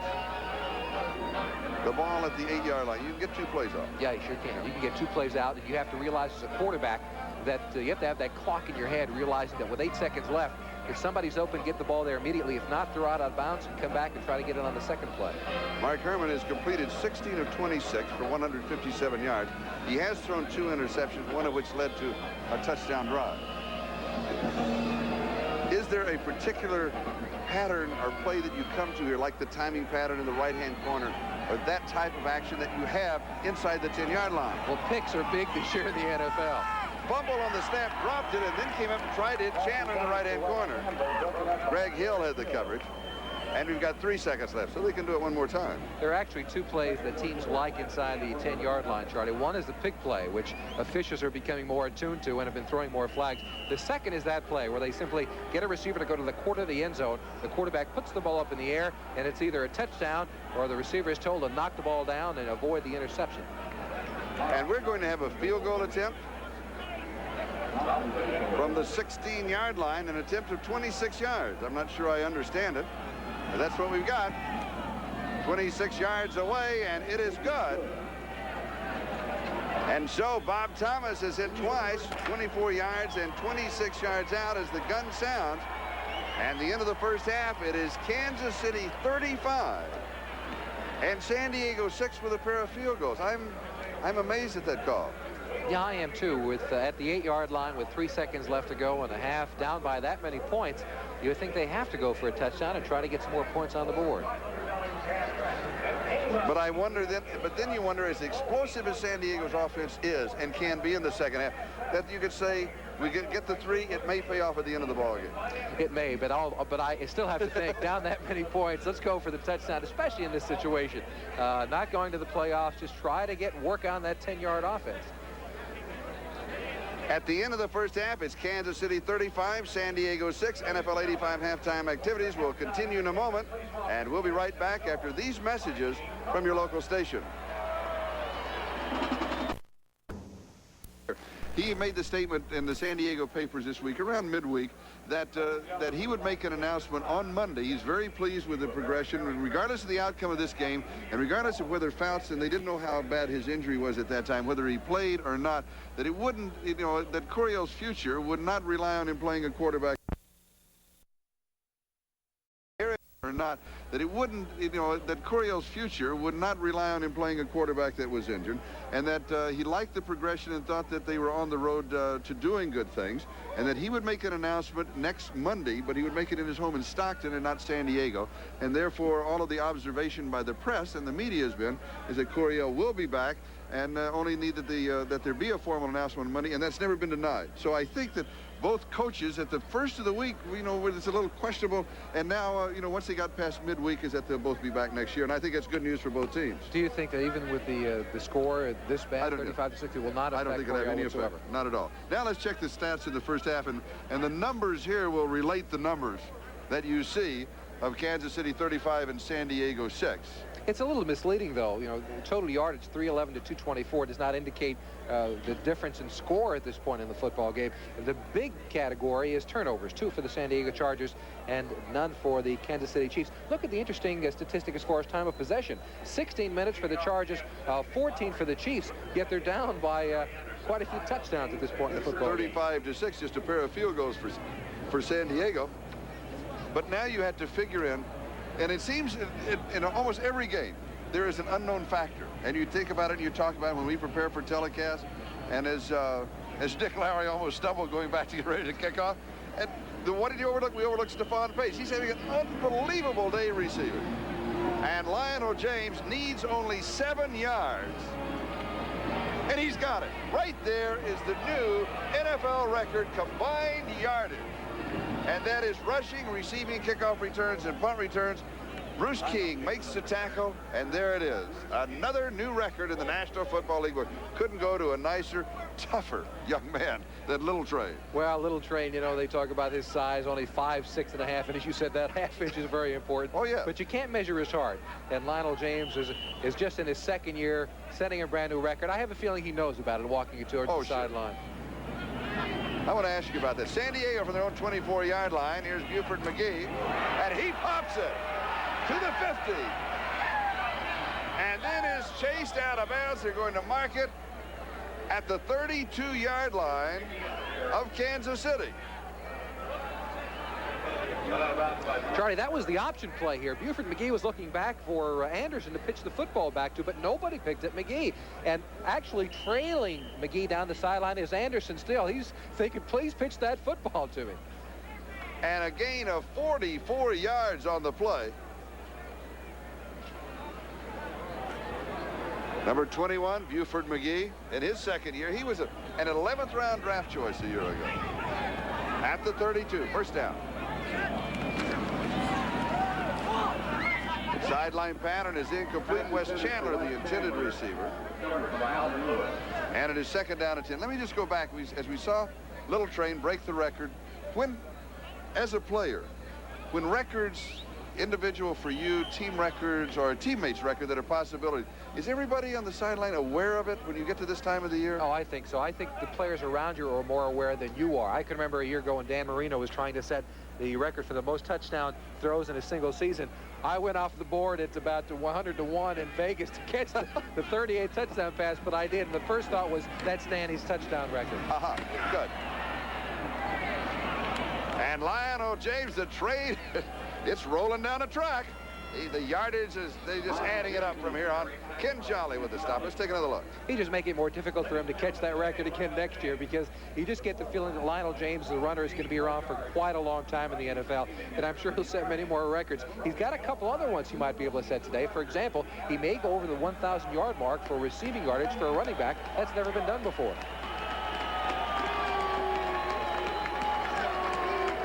He's got that one, 7 for 34 receiving, so he has a first running back, and we were looking at the big one rather than that one. So he's the first running back in the history of the National Football League at 1,000 yards receiving. And just in his 2nd year. Oh, yeah.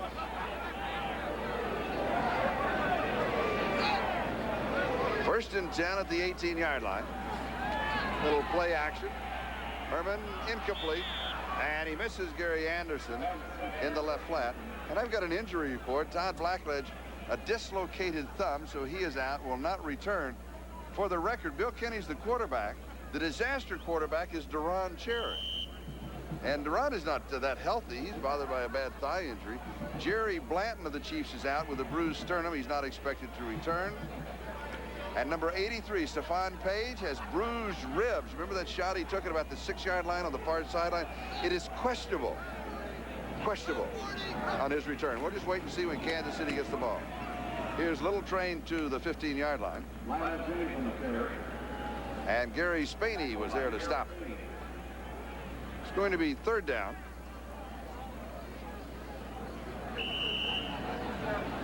Third down and around 7. And the ball at the 15-yard line. And I'm beginning to wonder that if San Diego can take the opening kickoff and go in and score, now that'll be a 35-13 ball game. But maybe they made that right decision with that field goal at the end of the first half, figuring they can put enough points on the board that 3 points might be the difference. And the pass should have been intercepted. It was high, and Deron Cherry may have just lost his concentration. It was like he had it right in his hands. And then he said, what did I do? Deron Cherry has been limping the entire half, and you talked about his mental aggressiveness, his mental toughness. He's been limping the entire game, has nothing to gain by continuing out there, but wants to play well. You see he's not as smooth as usual, and this ball, you know, you wonder why he drops it. He's got a pair of gloves on. The first thing our coach will say to you was, get the gloves off. But Deron Cherry's made enough interception with gloves to be able to make that play. 32-yard field goal attempt, and it is no good. as Bob Thomas misses to the left side from 32 yards away. So the Chargers put the drive together, but they cannot tack any points at the end. It's still 35-6, Kansas City. Today's game is brought to you by Plymouth, a division of the Chrysler Corporation. Plymouth, the pride is back, born in America again. By Old Milwaukee and Old Milwaukee Light. It doesn't get any better than this. And by IBM and the growing family of IBM personal computers. This is Charlie Jones and Jim CEFALO. We're at Arrowhead Stadium in Kansas City, and number 83, Stephone Paige, bruised ribs and all, is going for the record. He has got the Chiefs record. Now he's going after the NFL record. Carson goes in motion. And Kenny hands off to Mike Pruitt. Pruitt has 4 yards to the 24-yard line. Mike Green brings him down. It'll be 2nd down and 6. Charlie, it appears that Stephone Paige is wearing a flak jacket. It appears if we can get a shot of him, he's a little thick around the midsection to protect those injured ribs. I wonder how that will affect his play, his ability to run patterns here in the second half as he goes after that record. Just bulking up for the winter months. You can't see the padding under there. Listen, that has to be distracting. I want your opinion after this play. Pass is complete, tight end Walt Arnold, and he'll have the first down at the 33-yard line. Gain of 9 in the first down. Again, Mike Green with the tackle. Does that bother you because you played the first half without it, and now you have something on an encumbrance? Yeah, being a running back, a wide receiver, a quarterback, kind of like a thoroughbred, the slightest bit of discomfort will affect the way you run a pattern, the way you release the football, or the way you run with it. So it will affect Stephone Paige here in the second half. Did you ever wear one when you played? No, I never wore a flak jacket. Never got hit in the ribs. I told you, Charlie, I always knew who was around me all the time. You ran with the quick outs to the sideline. First down at the 33. Kenny's back to throw, and he sets up a screen and is knocked away. There's a flag down. He was trying to hit Herrmann on a screen, and Lee Williams infiltrated the screen, and there's markers on the play. Earl Wilson was also there for the Charger defense.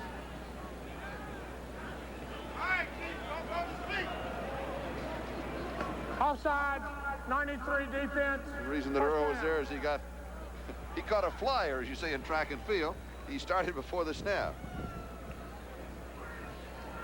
So with the penalty, take the ball out to the 38-yard line, and the down goes over 1st down and 5. Not been that many penalties in the ballgame. No, there haven't. It's been a clean half. With the exception of that one play with the altercation that we had. That's not that bad. 1st and 5. 11 and a half minutes left to go. We're in the 3rd quarter. Kansas City with a very comfortable lead. Pass far side to Carlos Carson, and he will pick up the first down at the 45-yard line. He needed 5, and he got about 7 on the first down. Lyndon King is the man who was there for San Diego as we pause briefly for station identification. This is the NBC television network. KCST-TV, San Diego. This is Charlie Jones and Jimmy CEFALO with 11 minutes left to go in the 3rd quarter. Arrowhead Stadium, Kansas City, temperature in the 40s, and Chiefs very comfortably in front of San Diego by a score of 35-6, and Kansas City has the ball. And here's Mike Pruitt. Little stutter step, and then he'll lean forward for a yard to the 47-yard line. It'll be 2nd down and 9. Fred Robinson made the tackle. Now, when you were talking with Lamar Hunt before the ballgame, one of the things that he mentioned is that when Kansas City this year has played well, particularly against opponents in the West, in their division, that they have beat. You know, they beat the Raiders, they beat the Seahawks, and now comfortably in front of San Diego. And last week against Denver, they put up a tremendous battle, losing it at the end of the ballgame. So his point was when they played well, he said they could play with anybody in the National Football League, but they weren't playing well every week. Well, that's what makes it so frustrating for them. They seem to have the ability to play well on certain weeks, but not well on others. Anthony Hancock in motion. And here's Herrmann. The ball popping loose, and San Diego comes up with it. That's Vince Osby. And it's going to be a touchdown. Vince Osby, number 56, coming up with the fumble. We'll just have to wait and see what happens. It appears that somebody just stripped the football from him. The ball comes loose. He was going over the pile. It was a clear fumble, but no one saw the football come out except for the linebacking crew of the San Diego Chargers. It seems like any one of them could have picked it up. And he steps out of bounds well upfield. So it's at the 7-yard line. I thought he went in, but no, it's the 7-yard line. First down goal to go. And Vince Osby makes a big play for San Diego. And Lionel James is going to lose some of that yardage that he's worked so hard to get. Albert Lewis makes the tackle. And the ball will go back to the 11-yard line where it's second down and goal to go. San Diego has not scored a touchdown in the ballgame. They have 2 field goals. Bob Thomas from 24 and 26 yards away, and he has missed from 32 yards out. And now it's second down goal to go at the 11.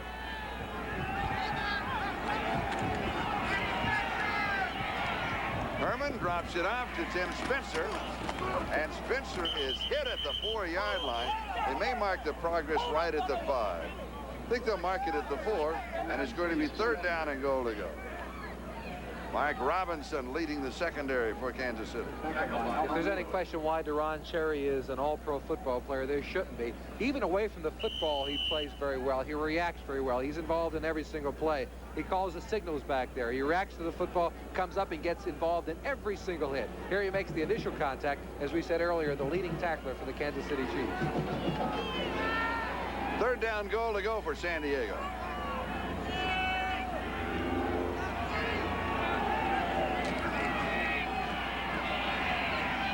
Into the end zone. Chandler, I did not think had possession in the end zone. I thought he was juggling it when he came back out.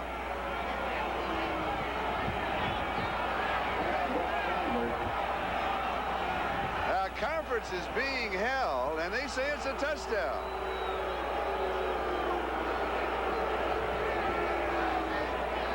But Charlie, the rule is if he has possession of the football, as long as it breaks the plane, it's a touchdown. But let's take a look at it from at it from the end zone side. It did not appear from where we were that he had possession while he was in the end zone. He is in the air. He comes down, and he's juggling the ball in the field of play. And did not have possession, in my opinion, until about the 4-yard line. No, it did not look like he had possession while he was in the end zone. But it's going to count, and it's going to count 6 points.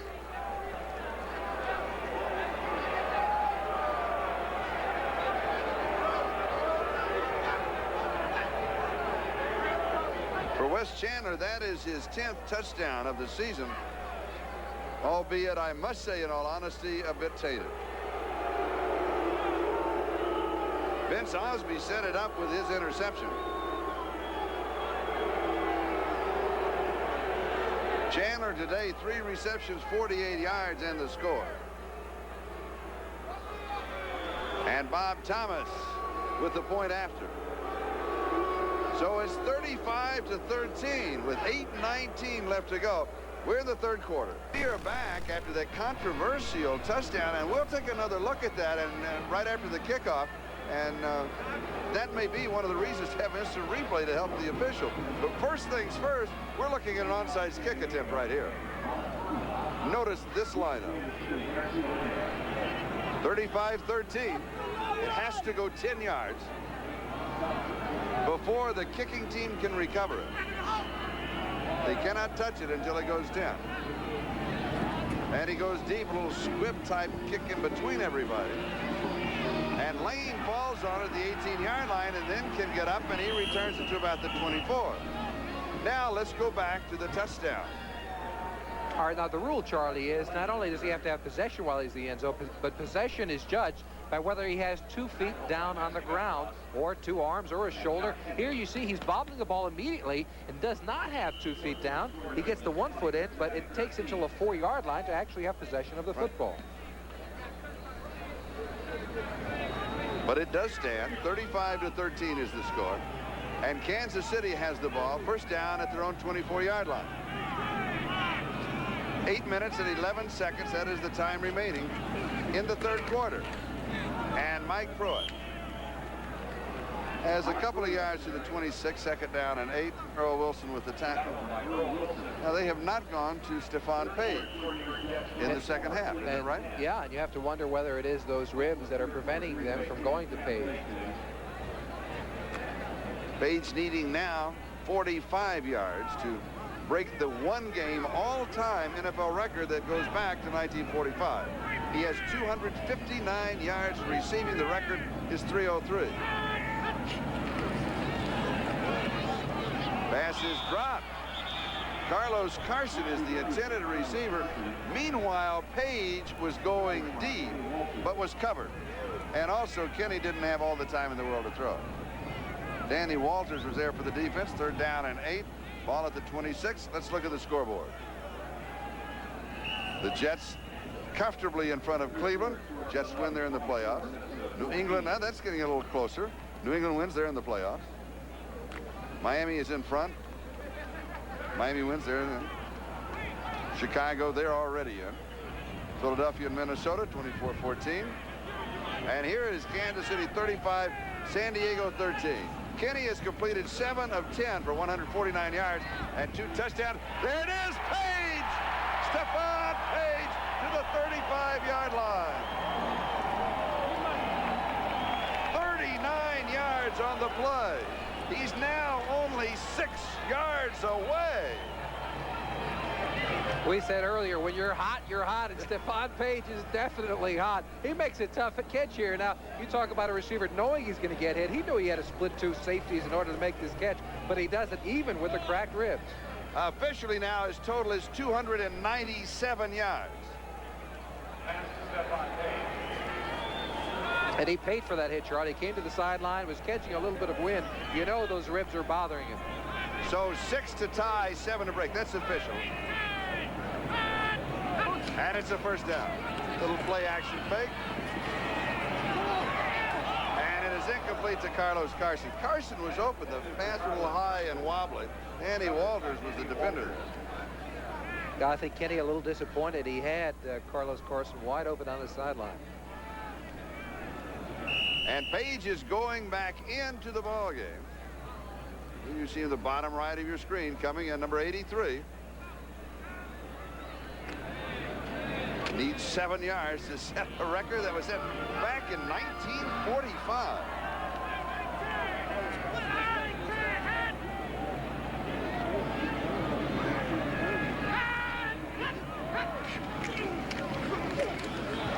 Here's Herrmann Hurd. And Hurd just rambles down the sideline. Jeff Dale buffs him out. A gain of 14 yards on the play.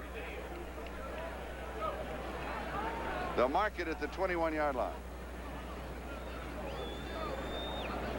The offense of Kansas City is really cranked up right now, and Paige is coming out of the game, and he's walking very slowly.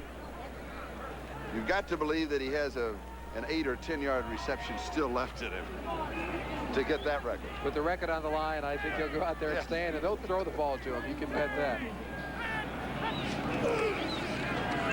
Here's the reverse, Carlos Carson. The lead blocker is the quarterback, Kenny. And Carson is inside the 10 to the 9, maybe the 8-yard line. And I'm surprised with that call because Kenny becomes the lead blocker. Blackledge has a dislocated thumb. He's out of the game. The next quarterback is Deron Cherry, the safety. Deron Cherry is also injured. Yeah, you know, this is not a bad play by the quarterback by Kenny. I mean, he throws his body in there. Usually you just have a quarterback that tries to talk a defensive back out of making the play. That's right. But here Kenny actually does throw his body in there. But he misses him. That's all right. He did throw them. Yeah, the effort looked good. The point is, that's right. The uniform got dirty, Charlie. No, that's right. No, you're right. Herrmann Hurd. From the 8 to maybe the 7-yard line. It's going to be second down goal to go. Chuck Ian making the tackle.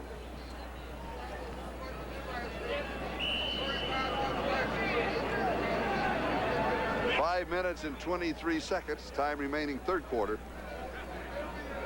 Kansas City 35, San Diego 13. And the Chiefs are on the warpath. Boy, their offense is pretty cranked up today. And this is a passing formation with Carson in motion. And he hands to a split back coming inside off a passing formation. That's Herrmann hurt and did not fool Osby and Green. No, it was Mike Pruitt, excuse me. It's going to be 3rd down goal to go. So now he will be throwing. With the long hair and the cap and in street clothes, it's Todd Blackledge. Does need a haircut, I must say. Sorry. You're just jealous at all that is, right? You have no idea how true that is. Oh, you just cut me up, and it's so true, so true.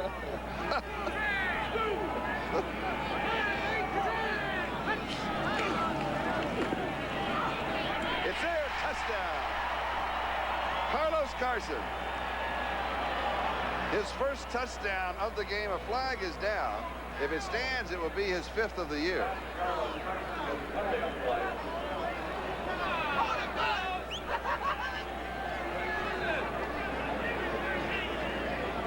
It is going to be offensive pass interference. Well, that was that pick play, Charlie. We mentioned it before. The officials are becoming more aware that NFL teams love the pick down near the goal line. Pass interference, number 83 offense, 3rd down. And it was Paige with the pick that freed up Carson. When the down goes over, it's 3rd down goal to go. All right, watch Paige now. His whole idea is to get inside and prevent the defensive back from coming out. The rule in the NFL is simply the same as it is in basketball. If you stand in front of a defender and don't move, then it's not an interference call. But there he was moving. It's a moving pick, and it is a flag. Well, that's still a close call, though, because that's a pattern that he can run and take the man with him and just clog things up. Well, you get very good at it, though. You make it look that way. That's right. But you're right. Bottom line, it is a pick. 3rd down goal to go back at the 16-yard line, and that is Paige in motion. Tipped, and it's incomplete. Carson, the intended receiver. Davis was there. And Kenny is down.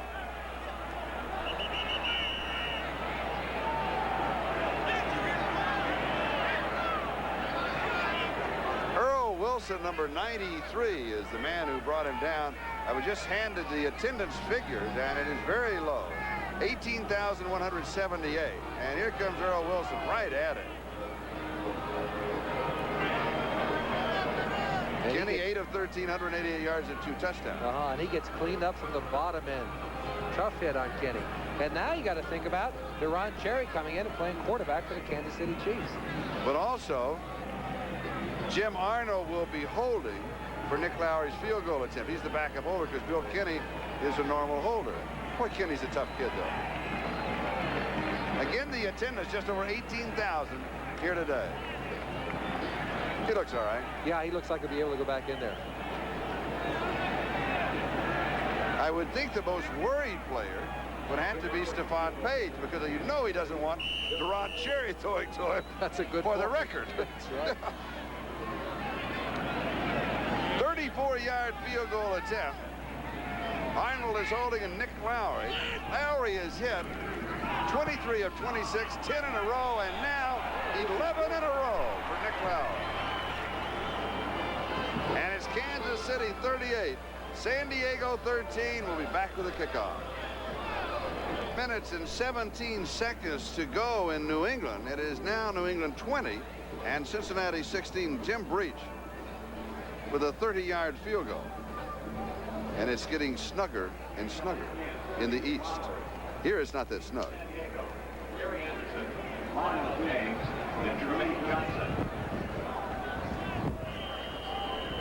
Nick Lowry kicking off. Kansas City out in front, 38-13. And here's Little Train from the goal line. Kind of cartwheels for 18 yards on the return, and Garcia Lane, his counterpart, the return man for the Kansas City Chiefs, was there to bring him down. And Mark Herrmann will go to work.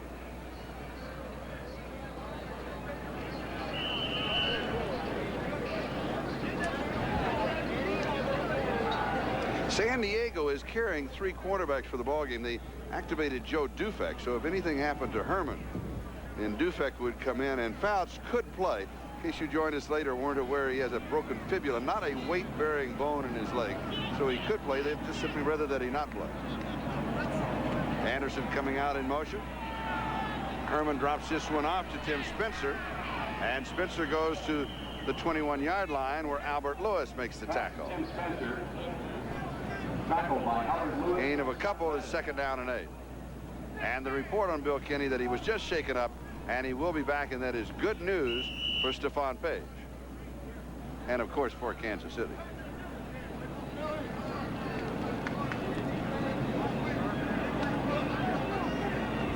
We're going to mark it 2nd and 7 at the 22.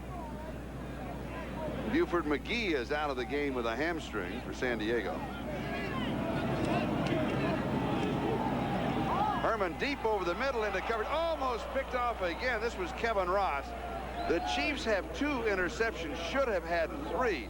Ron Cherry dropped one in the end zone, and that was almost 4, but the bottom line is still 2. This is a play that Dan Fouts has made famous. It's a timing play. The receiver goes down, tries to stay wide enough from the safety, and Fouts throws the ball in there. Here, Herrmann does not execute it as well as Fouts does, and it's nearly picked off by Ross. And this is an offense that Herrmann is generating that really is a Dan Fouts offense. He is much as an offensive coordinator as he is the quarterback. Is that not correct? Yeah, they build the entire offense around Dan Fouts and his abilities. Both are awesome, his abilities and the offense. Little wobbly, but it is there.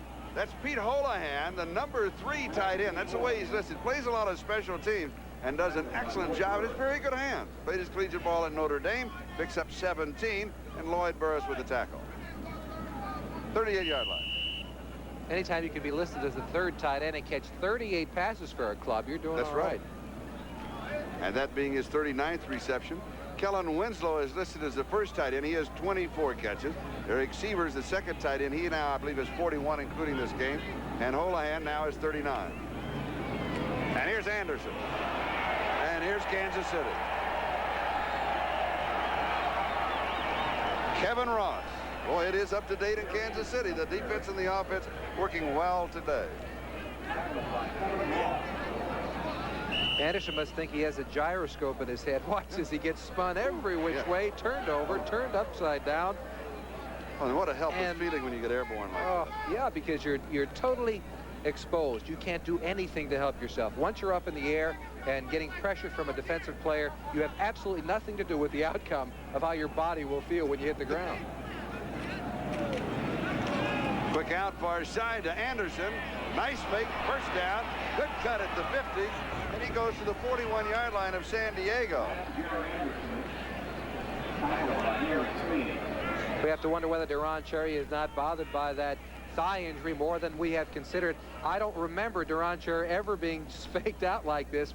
But, you know, you got to look at the other side. Gary Anderson is one of the best people at doing this. Here, Cherry just throws his arm out there and is fooled completely on the play by the move of Anderson. And Anderson picks up 22 yards. As you know, Cherry, we've mentioned, is limping with that thigh injury that he's had last couple of weeks. San Diego now has thrown to 9 different receivers. Herrmann over the middle, high and incomplete. Charlie Joyner couldn't pull it down at the 34-yard line, and Radisek was right behind him. That's a play that Charlie will make more times than he will miss. And there's a flag dropped back at the 45-yard line. The preliminary signal is that it is against San Diego Chargers.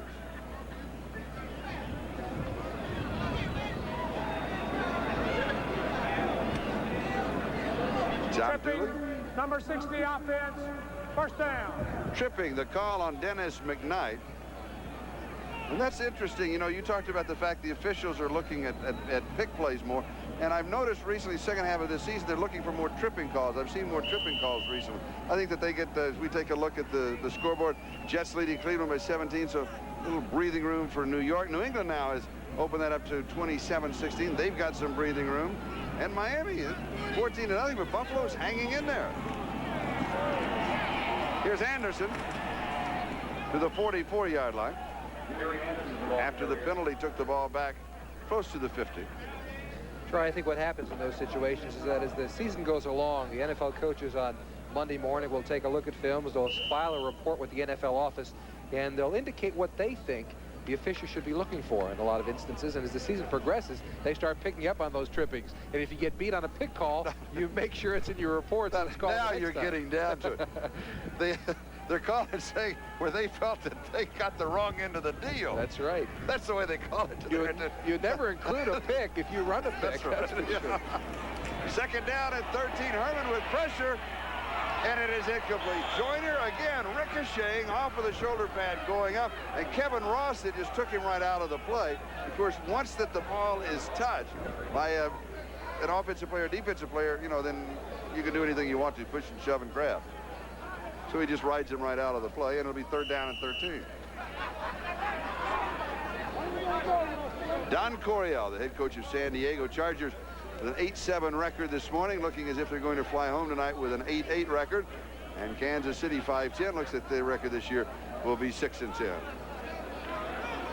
Don Coryell, the first coach to win 100 games in the collegiate ranks and the professional ranks. And this one is intercepted. Albert Lewis has the interception. Chandler, the intended receiver. And that is the third interception for Kansas City.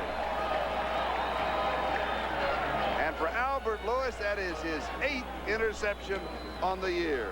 We've got a timeout. Kansas City's got the ball. The score is 38-13. And Albert Lewis with the interception, playing very well near the end of the season. He feels he should have made the Pro Bowl. Yeah, this is his 6th interception in the last 3 football games, and he has been very vocal about what he thinks his ability is. He thinks he's played as well as any cornerback in the league this year, but has not made the Pro Bowl. First down, Kansas City at their own 44-yard line. Carson in motion. And here's Herman Hurd. And Hurd has 6 yards. 45-yard line, second down and 4. And one of the reasons that Lewis did not make the Pro Bowl is the fact he did not pick up the number of interceptions till late in the season. And the other, he's playing in a secondary of a team, the record is 5-10. So it's really tough, particularly when Duron Cherry makes it. We now have come to the end of the third quarter with the score, Kansas City 38, San Diego 13, and we'll be right back after these messages from your local station.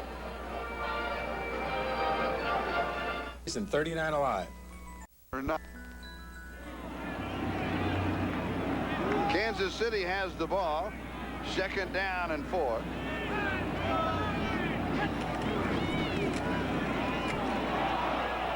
And Kenny is decked.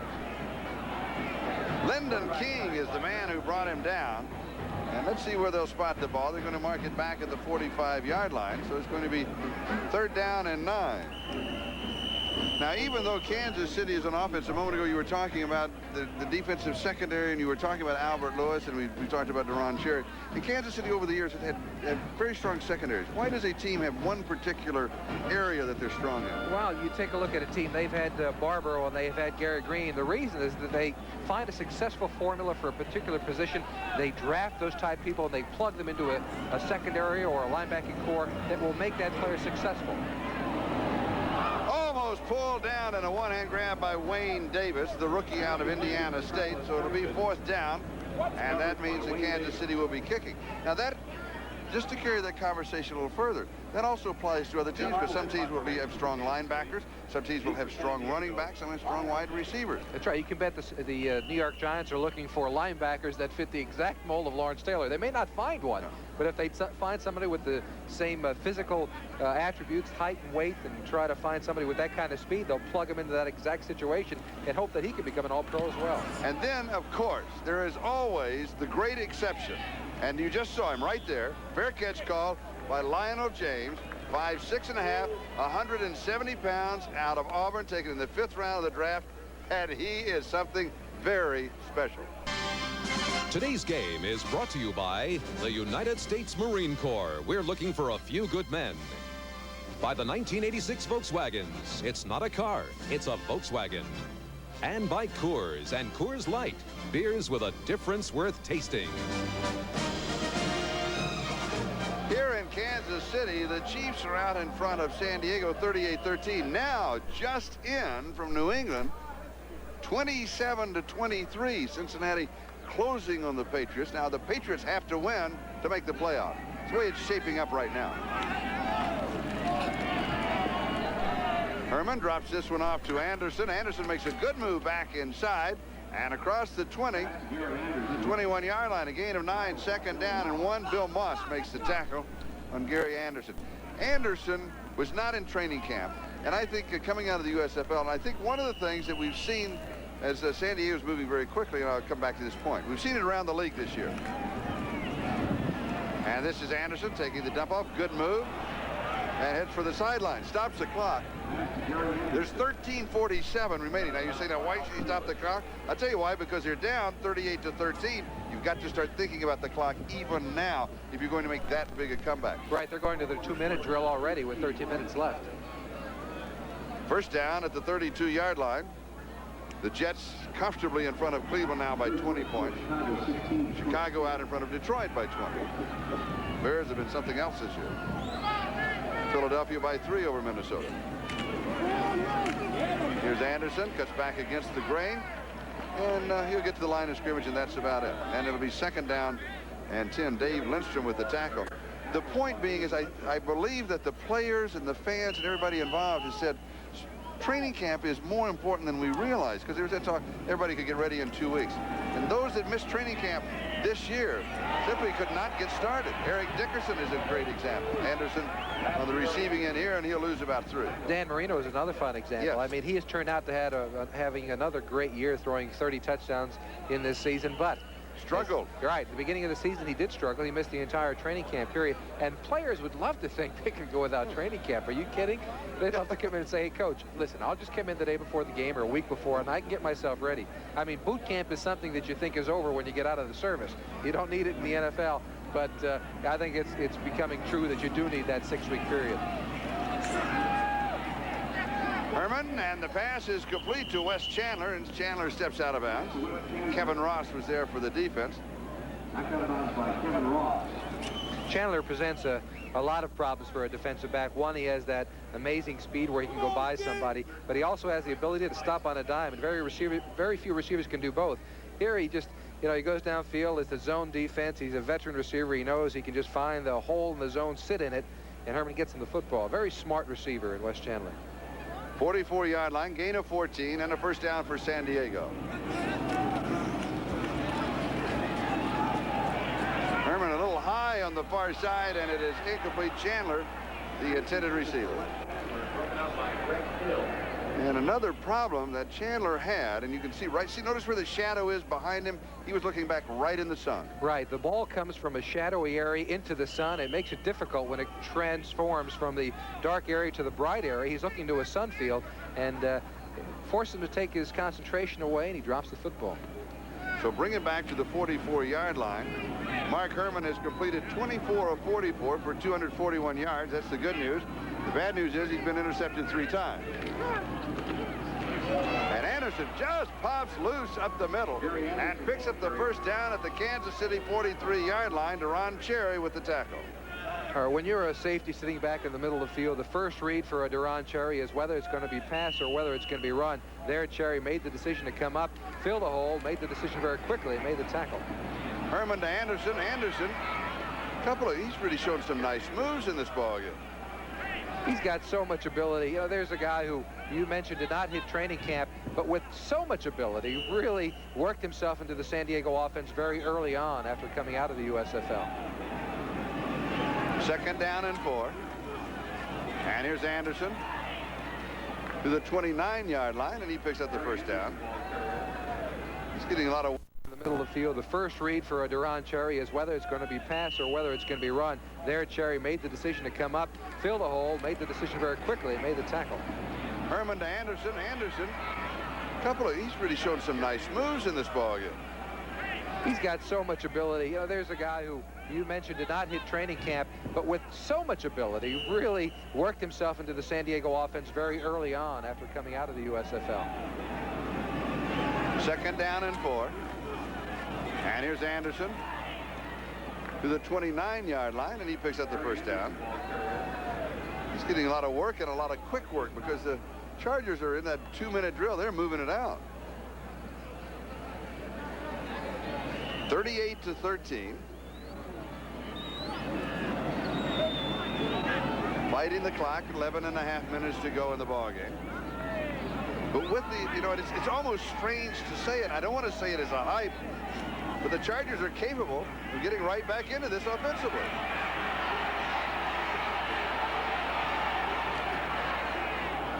It's there at the 11-yard line, and it is Gary Anderson. Boyd Burroughs covered him immediately, but Herrmann scrambled, got open, and throws to the 11-yard line, and it's first down. They've got to score 4 touchdowns in order to take the lead here in the fourth quarter.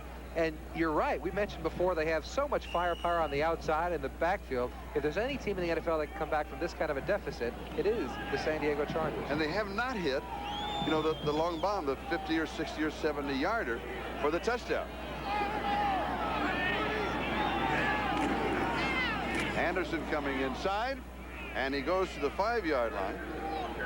He picks up 6, so it's second down and 4 as Hal Stevens makes a stop. But they're doing it in a different way. They're doing it running. I think they're trying to work on some things for next year. They've got to establish a running game to try and keep that passing attack balanced. And they have the ability to do it with Spencer and McGee and Anderson. And, of course, James. They've got a lot of people in the backfield, the ability to establish the running game as well as throw the football. And in reality, in the last couple of times they've had the ball, they've been showcasing Gary Anderson. Herrmann, is he going to run for the corner? Just put his head down right at the 2-yard line. And Sherman Cockcroft was the man stopping him at the 2. And Herrmann comes up grimacing.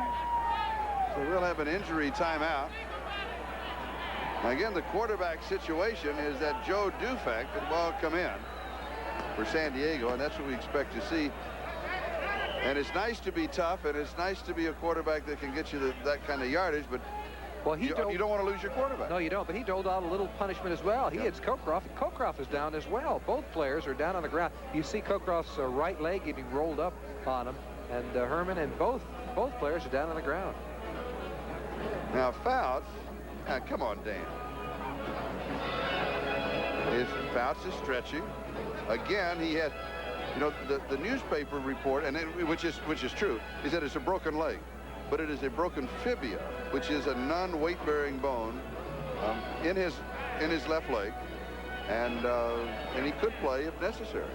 Well, it's over. Maybe it's overthrown. We talk about a competitive nature of these players. Obviously, they would not be in the NFL if they did not have this competitive nature. But Fouts may be the epitome of that. You're right. He's such a tough mental person. I've watched him in practice sessions with the Chargers. He directs things out there, and sure enough, look at this now, out of the playoffs, limping out there with 10 minutes left, and he's going to go in and put the ball in the end zone, or try to at least. Now, I started to say something a moment ago, then I didn't want to say it because I was afraid it would come out wrong. When we were talking about the possibility of San Diego coming back, you've got a better possibility with Fouts in there throwing. Yeah. Bad leg and all. Right. He can run this offense. Any team in the league, Dan Fouts could walk in and perform their offense better than their present-day quarterback could, maybe with the exception of Dan Marino in Miami. And then it might be a toss-up.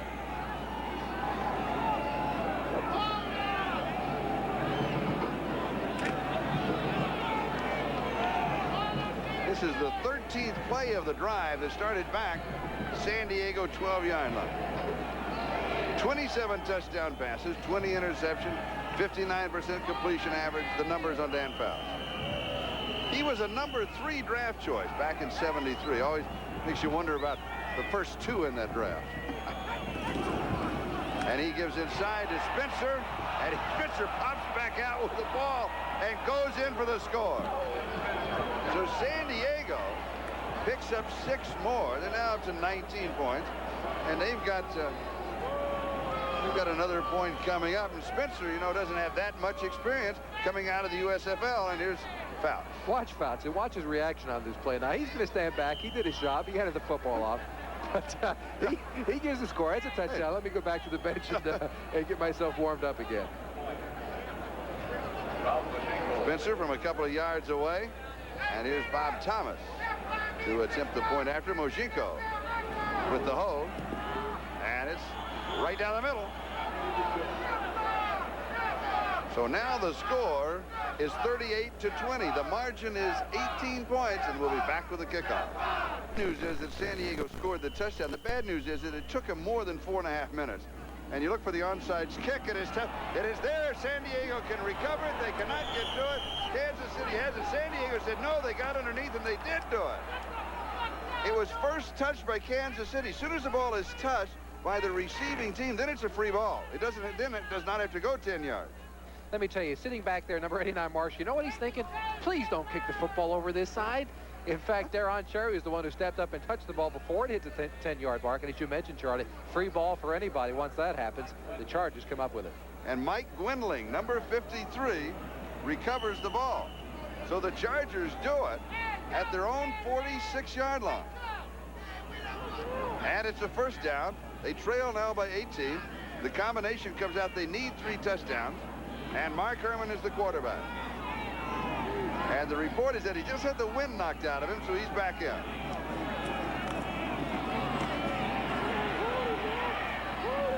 This is Gary Anderson. A flag is down. That'll probably be holding in that offensive line of San Diego. It's going to be first down and 20. That'll cost him a quick 10 yards. Calvin Daniels with the tackle. That's what it is. So they'll take the ball back to the 36-yard line. It'll be first down and 20. We have 9 minutes and 28 seconds left to go in the ballgame. 60 offense, first down. Holding call on Dennis McKnight. And Stephone Paige is sitting on the sideline. Waiting. He's been sitting there for quite a while. That rib is getting a little more sore, probably. He's tightening up a little bit. He only needs 1 reception, about 7 yards to break that record. And the record that he would break with 1 reception for 7 or more yards, there he is, number 83. One of the oldest in the books. Held by Jim Denton, set in 1945 of 303 yards receiving in 1 ball game. Here's Anderson. Just across the 50-yard line. He'll get about 15 of it back. It's going to be second down and 5. And Herrmann is barking out signals at the line of scrimmage, running that 2-minute offense with 9 minutes left to go in the game. Mark it second down and 6, and Herrmann comes out throwing. Far side. Pete Holohan with the reception. It was Greg Hill that came over the top trying to knock the ball down. That was a good play. And the first down at the 44-yard line. Gain of 6. Can't run the replay because here come the Chargers. Anderson has it. 2 blockers out in front, which will fake inside. He goes out of bounds, stops the clock with 8:26 left to go. Another heady play, just stopping the clock because they started using the clock at about the 13-minute mark.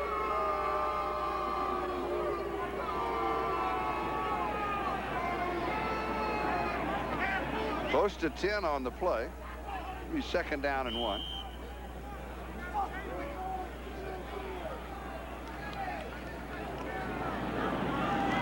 Eric Holly checks into the defensive set for Kansas City.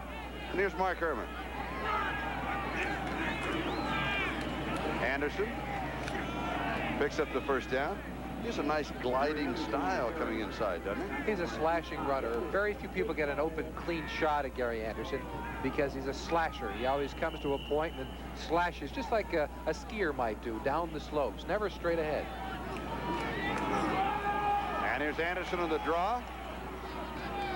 Inside the 25, 24-yard line. He'll pick up about 7, and it's second down and 3. And the Chargers are moving on the ground. Check of the scoreboard. New England 34, Cincinnati 23. Patriots have a little bit of breathing room. The Jets have their breathing room. And Miami continues to lead Buffalo. And it looks as if Denver may be home for Christmas. Here's Anderson, 22-yard line, gain of a couple. So it'll be third down and about 1. Denver's going to have a record, or they have a record now, of 11-5, and will be home for Christmas, which almost seems unfair. It must be difficult for them, yeah, but like you said before, who said life was fair? It must be difficult for them sitting home and waiting to find out if they'll be in the playoffs or not. It's a very helpless feeling, I'm sure. Herrmann has pressure, and there's a sack. Second sack in the ball game for Kansas City, and the first one came in the first quarter. It's been a long time between sacks. Calvin Daniels got this one, his 3rd of the year. And this has to have Herrmann. They had a blitz on here. Lewis, the cornerback, coming from the outside, and he gets sandwiched in between a couple of players. And that is not a pleasant feeling, I'm sure, for Herrmann. He'll have a well-deserved rest and a long time to heal up after this season ends. It's going to be 4th down. And about 12 to go for the first down with the ball back at the 33-yard line.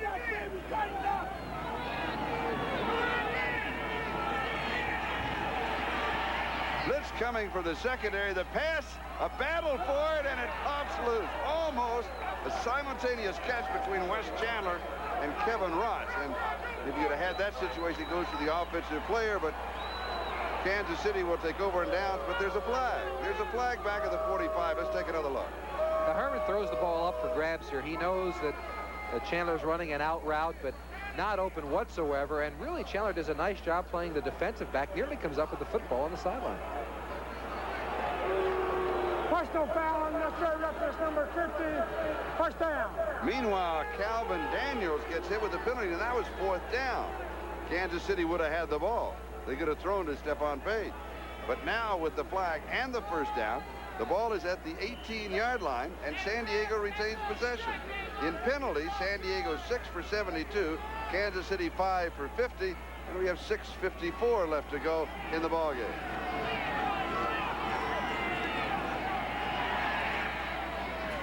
Herrmann's pass far side is complete to the mystery man, Trumaine Johnson. That is only his 3rd reception this season, his first catch in 9 weeks, and he did not play the last 2 games. And he's not played a great deal of football. He missed last year's USFL season. There's the final score now. New England are in the playoffs, 34-23 winners.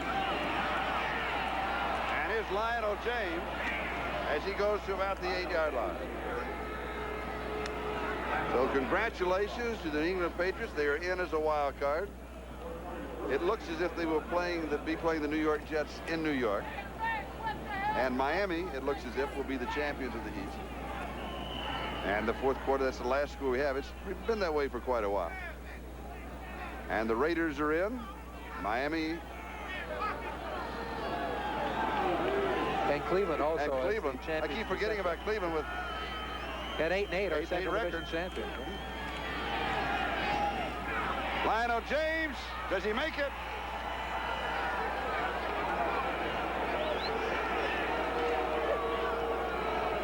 So it is 38-26 with the touchdown to James. And we have 5:44, and San Diego is creeping back. Watch the incredible quickness of James. He has to beat the defender to the corner of the end zone, scoots around, beats the angle, gets 1 foot in. That's all he needs for the score.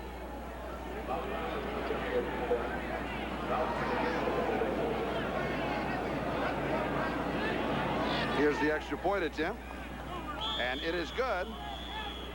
So the score is now Kansas City 38 and San Diego 27. 5:44 left to go. It's not over yet. It's kick, and this time Kansas City has the ball as Walt Arnold, the tight end, right at the 50-yard line. Oh, he took a hold of it and did not want to let it go. So Kansas City has the ball, and now we expect we'll take another look.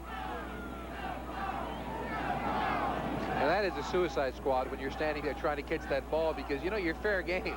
They come down there, and if the ball is bouncing up in the air, many times you'll be looking to the football and you get side-blinded by a defender coming down. It's a difficult duty to try to catch an onside kick. Stephone Paige is split to the top of the screen. Needs 7 yards to break one of the oldest records in the book.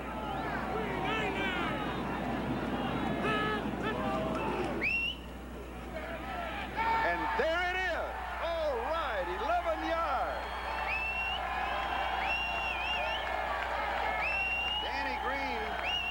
Danny Walters and Mike Green make the tackle. But with that reception,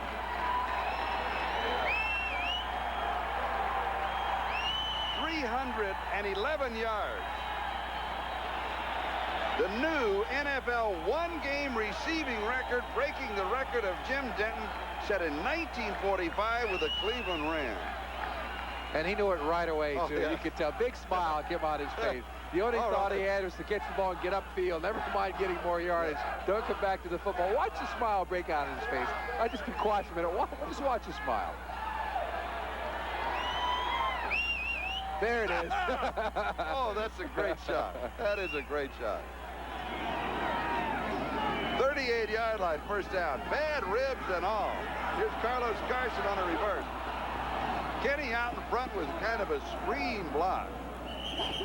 And Carson is swung down by Vince Osby. I wonder, the plays are coming in from the sideline. The coaches in our booth next to us are calling the plays down. They keep getting Kenny as a blocker. I'm wondering if they're sending signs or signals. I think Kenny is sending a signal up here saying, hey, fellas, don't call that in. No, I'm an audible out of that play. San Diego takes the timeout. That stops the clock at the 4:46 mark. And the ball at the 37-yard line. And it'll be 2nd down and 9 when play resumes. It's Kansas City 38, San Diego 27. At halftime, it was Kansas City 35, San Diego 6. So in the second half, Kansas City has been held to a field goal, and San Diego has picked up 3 touchdowns. John Makovic, the head coach of the Chiefs. And we've got another final score in. Miami shutting out Buffalo 28-0. So Miami, the champions in the East, and they will then host the first playoff, the divisional playoff. They will host the divisional playoff. Is that correct? That's correct. And now Monday night becomes very important because it's a two-edged sword for the Dolphins and for the Raiders. If the Raiders win Monday night and get home field advantage, it means that they will get the wild card team that they'll have to play. The Raiders would. And a better team in either New York or New England, while the Dolphins, who would not get home field advantage for that first week, would get the Cleveland Browns to play. And obviously a much easier task than playing New England or New York. The Jets 37, Cleveland 10.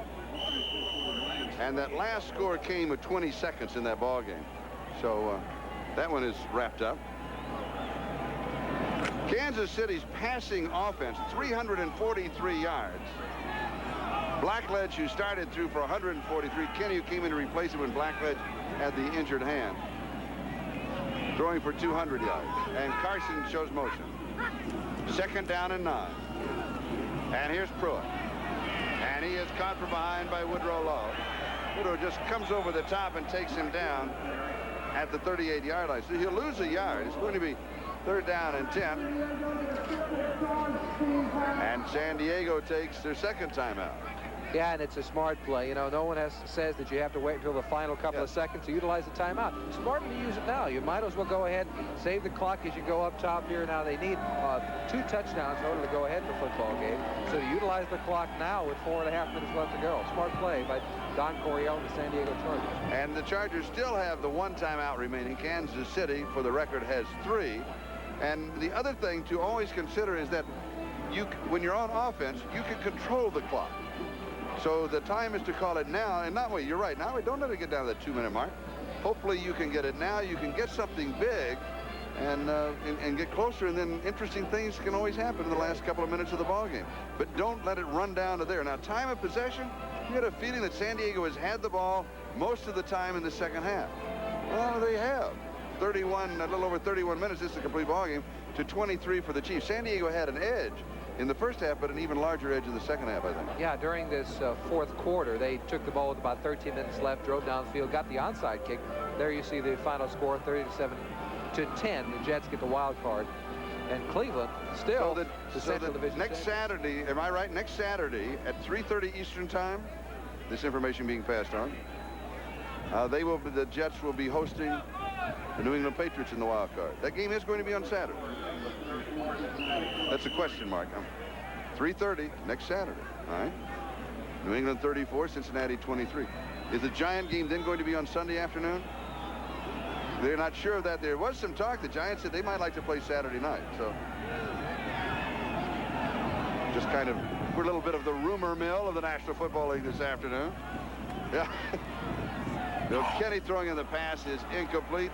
Ethan Horton, the intended receiver. Gil Bird had the coverage on the play.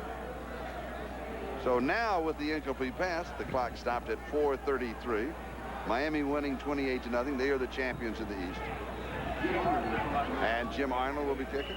Wild card information next Saturday, 2:30 p.m. Eastern, New England at the New York Jets. Lionel James set to return the kick. And the Chargers will go right into that hurry-up offense of theirs. This is going to go into the end zone for the automatic touchback, so we'll bring the ball out to the 20-yard line. San Diego trails by 11 points. with 4 minutes and 26 seconds left to go in the ball game. And Mark Herrmann, the quarterback, comes out to crank up this offense.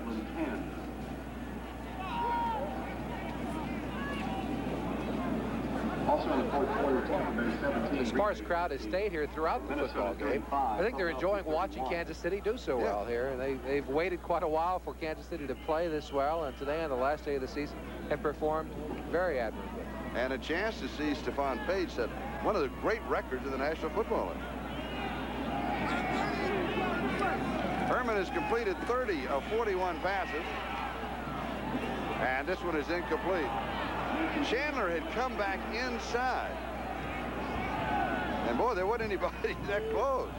Woo. And Chandler was wide open. Herrmann's looking downfield saying, I think we got crossed up, and that's exactly what happened. I don't think Chandler has an option here. You know, many times a receiver will have an option whether to break in or to break out. Here they simply miss communications, and he breaks inside. Herrmann throws the ball back out. And also they read off of what the defense does. So you have, it's a very tough a very tough offense from a young receiver standpoint, because you have to react to what the defense does. Right, they'll run patterns based on whether the defense is a man-to-man or a zone coverage. Over the middle into coverage and almost intercepted. Kansas City has 3 interceptions. That was Mark Robinson, who has one earlier. They could have had 3 more, Lionel James, the intended receiver. They have been very close. Whew. Now, Herrmann has thrown the ball into coverage quite often today. He makes his mind up very early here to go to Lionel James coming down the middle. It's actually a very good throw. He pinpointed the ball very well, and the only thing that saved it was that great play by Mark Robinson. 3rd down and 10. The ball still back at the 20-yard line. Lionel James, 229 combined yardage in the ball game, and that's the new record in the NFL, and that's the season record. And we've got flags down. 3rd down and 10 at the 20-yard line, and we've got flags down. 4 minutes and 12 seconds time remaining here.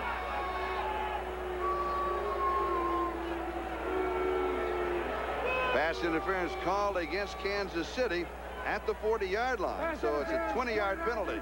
First down. It's on Albert Lewis, and it's a 1st down.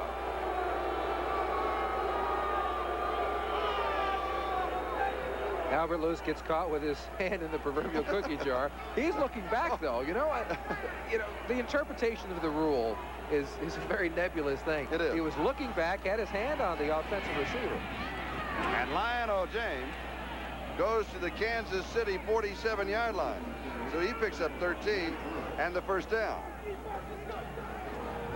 3:57 and counting. That is the time remaining. Lloyd Burris with the tackle. James's total now for this game, all yardage, is up to 242. And here's Pete Holohan as he goes out of bounds. Out of bounds by Lloyd Burris.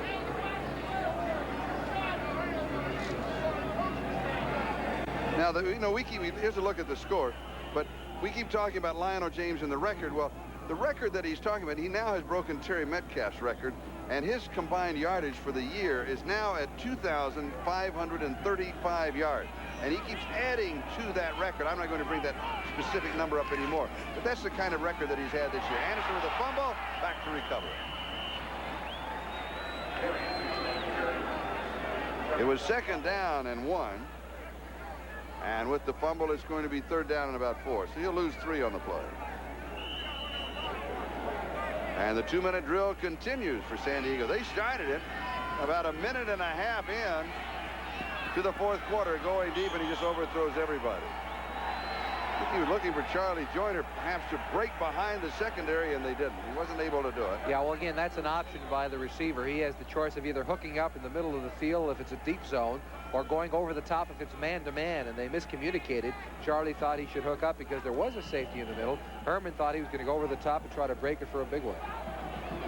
So the Chargers face 4th down. Need a little over 4 yards, maybe 5.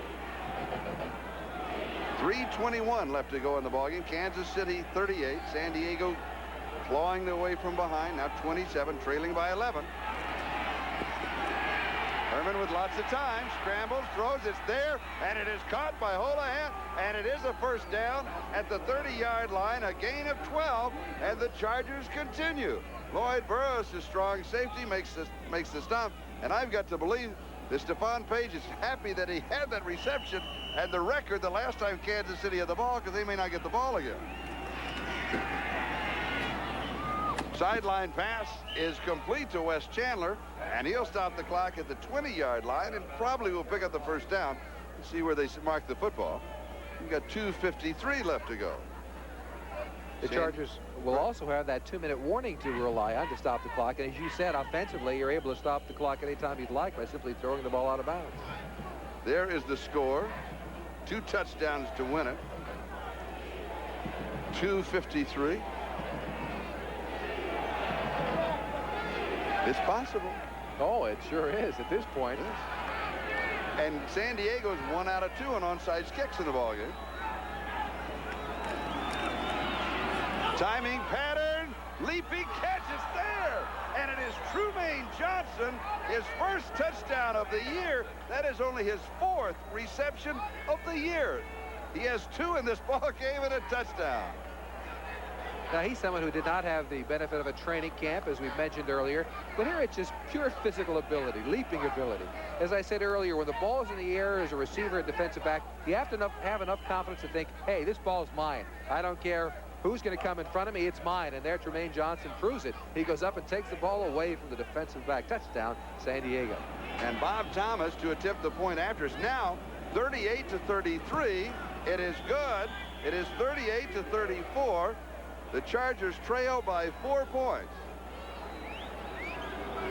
With plenty of time, 2:48 left. They don't really even have to onside kick if they choose not to here.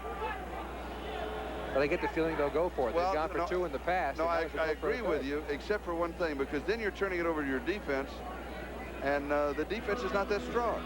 No, they're not. And they do have time to hold to Kansas City and get the football back if they so choose. It's just when you go for 2 onside kicks earlier in the football game, I don't know if you want to go away from it. You'd hate to kick the ball downfield, not take the chance of them turning it over on the onside kick, and then having them control the football for the remainder of the game. I'll tell you, Mark Herrmann's had a pretty good day. He's completed 36 of 58. He's thrown for 362 yards. 58 attempts. It's a lot of times to go back and throw the football. And he's thrown for touchdowns to Wes Chandler and to Trumaine Johnson. And remember our doubts at the end of the first half on the field goal? San Diego, Bob Thomas. What doubts? Oh, how quickly you forget. All of a sudden, it is my doubts. Because there was no guarantee. You know, that 3 points now makes a lot of difference. Yes, it does. We're looking at another onside kick. It's got to go 10 or be touched. And falling on it is Henry Marshall of Kansas City. And players still a little bit over-anxious. And it's really...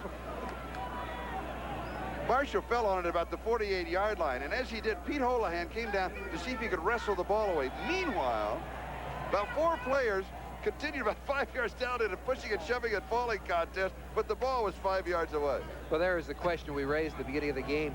Do players go out and try to win a football game even though it doesn't mean anything? Obviously, there is a great deal of pride out here. They want to win this last football game of the year. The Chargers would not come back from this big a deficit if they didn't care. And I've got a question that I want to ask you right after this play. 47-yard line, 2:44 is the time remaining. Chiefs lead by 4. Carson in motion. Herrmann heard. Kansas City's going to run the ball. They want to use up the clock. No game. 2nd down and 10. Mike Green was there. And San Diego is going to take their last timeout. And they still have that 2-minute warning as a timeout. The Jets, they're in the playoffs as a wild card, and they will host the wild card. And they will host New England as they beat Cincinnati 34-23. And Miami is the champion of the East. Detroit loses by 20 to Chicago, or is losing by 20. That's not over yet. Minnesota, hey, by 1. Eagles, 4th quarter, game still going. Green Bay, Tampa Bay. And the closest of these scores and what's happened here, I think, point out exactly what you were talking about. And a 6-point deficit in that difference in that ballgame. My question is, even though they're professional players, you were a professional player, it's a game, and they keep score. And if you're competitive, I don't care if it's pitching pennies against the wall. If they keep score, you want to win. Oh, you're absolutely right. Plus, when you're out there, if you're an offensive guard, you got to make a trap block. While you're out there executing the play, you're not thinking about whether or not this play will provide a playoff possibility or not. You're simply going out, and you're conditioned to go out and make the block, regardless if it's going to provide a playoff for you or not. You're in the middle of it. It's instinct. You do it time and time again. You know, I hate to say it, but as professional football players, and I was one of them, you're so conditioned that you do the same thing automatically over and over again. There's an axiom, and looking at Don Coryell, are you coachable or not? Do you do the things that coaches ask from you every time? And to be not coachable is a very big negative in this league. And so you go out and you do those things regardless if it provides the opportunity for a championship or not. And if you do them often enough and well enough, then that provides the road to the championship. Absolutely. 2nd down and 10. San Diego out of timeout. They'll have the 2-minute warning working for them. Kansas City will run and stay on the ground and let the clock go to the 2-minute warning. Mike Pruitt to the 43. It's going to be 3rd down and 6. And this will take us down to the 2-minute mark because the 30-second clock is not started. And there's 2:19. Now the 30-second clock is started. So Kansas City will just stand around. Kenny will come to the sideline. Nothing here that the Chargers can do. They can stop the next play, which the next play then becomes the key to San Diego's future. They have to stop the next play. From then on, they can just run it out. All right, 2-minute warning. We'll take a timeout. Hey, it's not over yet. We'll be back in just a moment. AT&T back in pass coverage, and his dramatic interception with 2 seconds left saved a Buffalo win. The Bills made the right choice. This is Charlie Jones, Jimmy CEFALO. 2 minutes to go in the ballgame. Kansas City just holding on to a 38-34 lead. Bill Kinney, the quarterback. Todd Blackledge started the ballgame with an injured thumb, dislocated thumb, and is on the sidelines in civilian clothes. They're going to put in a cast tomorrow. Kansas City has been held to 1 field goal in the second half. The Chiefs were up 35-6 at halftime, and San Diego was held to 2 field goals in the first half. And here's the scores by quarter. Give you an idea. Kansas City with a big second quarter, 7-28, 3-0, and San Diego finally chugging in that second half.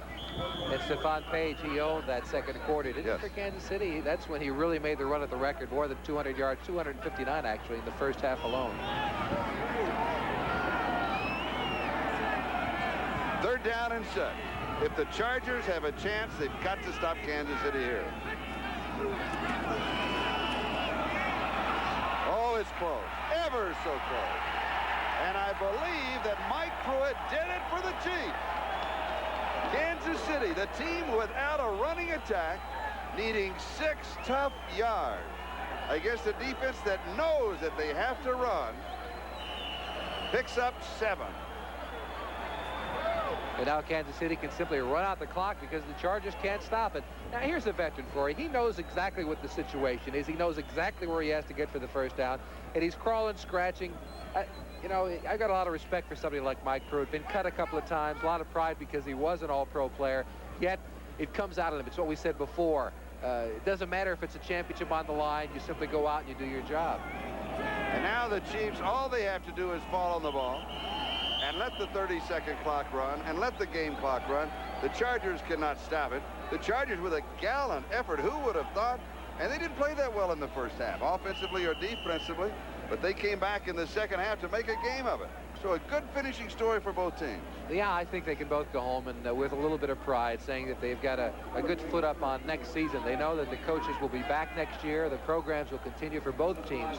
And that's a comforting thought because as a player, you have to know that the guy who brought you in, the guy who's been your coach, has confidence in you as a player. And there's a lot as the clock continues to count down. And isn't there a lot to having the continuity of the same offense, of the same defense, of knowing, of being familiar and not having to come in with new terminology and that type of thing? Yeah, and I think Lamar Hunt alluded to it before the game when I spoke to him, talking about the fact that you can't keep changing coaches every couple of years if you really want to establish a program. Somewhere along the line, you have to have enough faith in a coach to say he's on the right track and eventually he's going to make us a winner. And so there's the final countdown, and the season is over for the Chiefs and the Chargers. The final once again here. Kansas City 38, San Diego 34. For Jimmy CEFALO, I'm Charlie Jones.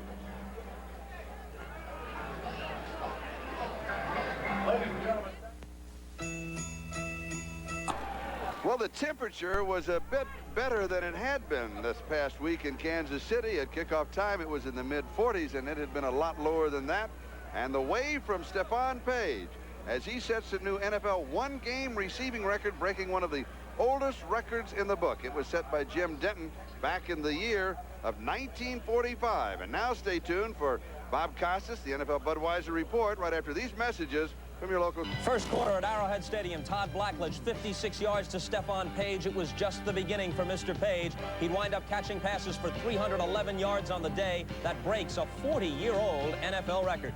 This is the Budweiser NFL Report, brought to you by Budweiser, Beechwood aged, for that clean, crisp taste. This Bud's for you. Hi again, everybody. The playoff situation just about set in the AFC. The Jets win today against Cleveland 37-10. They trailed it only one time. In the first quarter, they were down 7-3. After that, they got it together and they romped. Let's take a look at some of the highlights from the Meadowlands. Giants coach Bill Parcells watches from the runway. His team clinched home field advantage in the wild card round in the NFC with yesterday's victory against the Steelers. Now today, the Jets are in front 3-0 as Dave Jennings punts from deep in his own end zone late in the first quarter. Brian Brennan will field it for the Browns, and 37 yards later, he's back in that end zone, and the Browns have a short-lived 7-3 lead. Jennings couldn't catch up with him, but on the next possession, the Jets come right back, and they take the lead for good. They'll be ahead 10-7 after this weird play. O'Brien's pass apparently intercepted by Don Rogers, but Kurt Sohn just rips it away. It becomes a 39-yard Jet touchdown. Before the half ended, Gastineau separated Kozar from the ball. Crable recovered. A couple of plays later, Johnny Hector goes in for the TD. Jets led 17-10 at that point, shut the Browns out in the second half,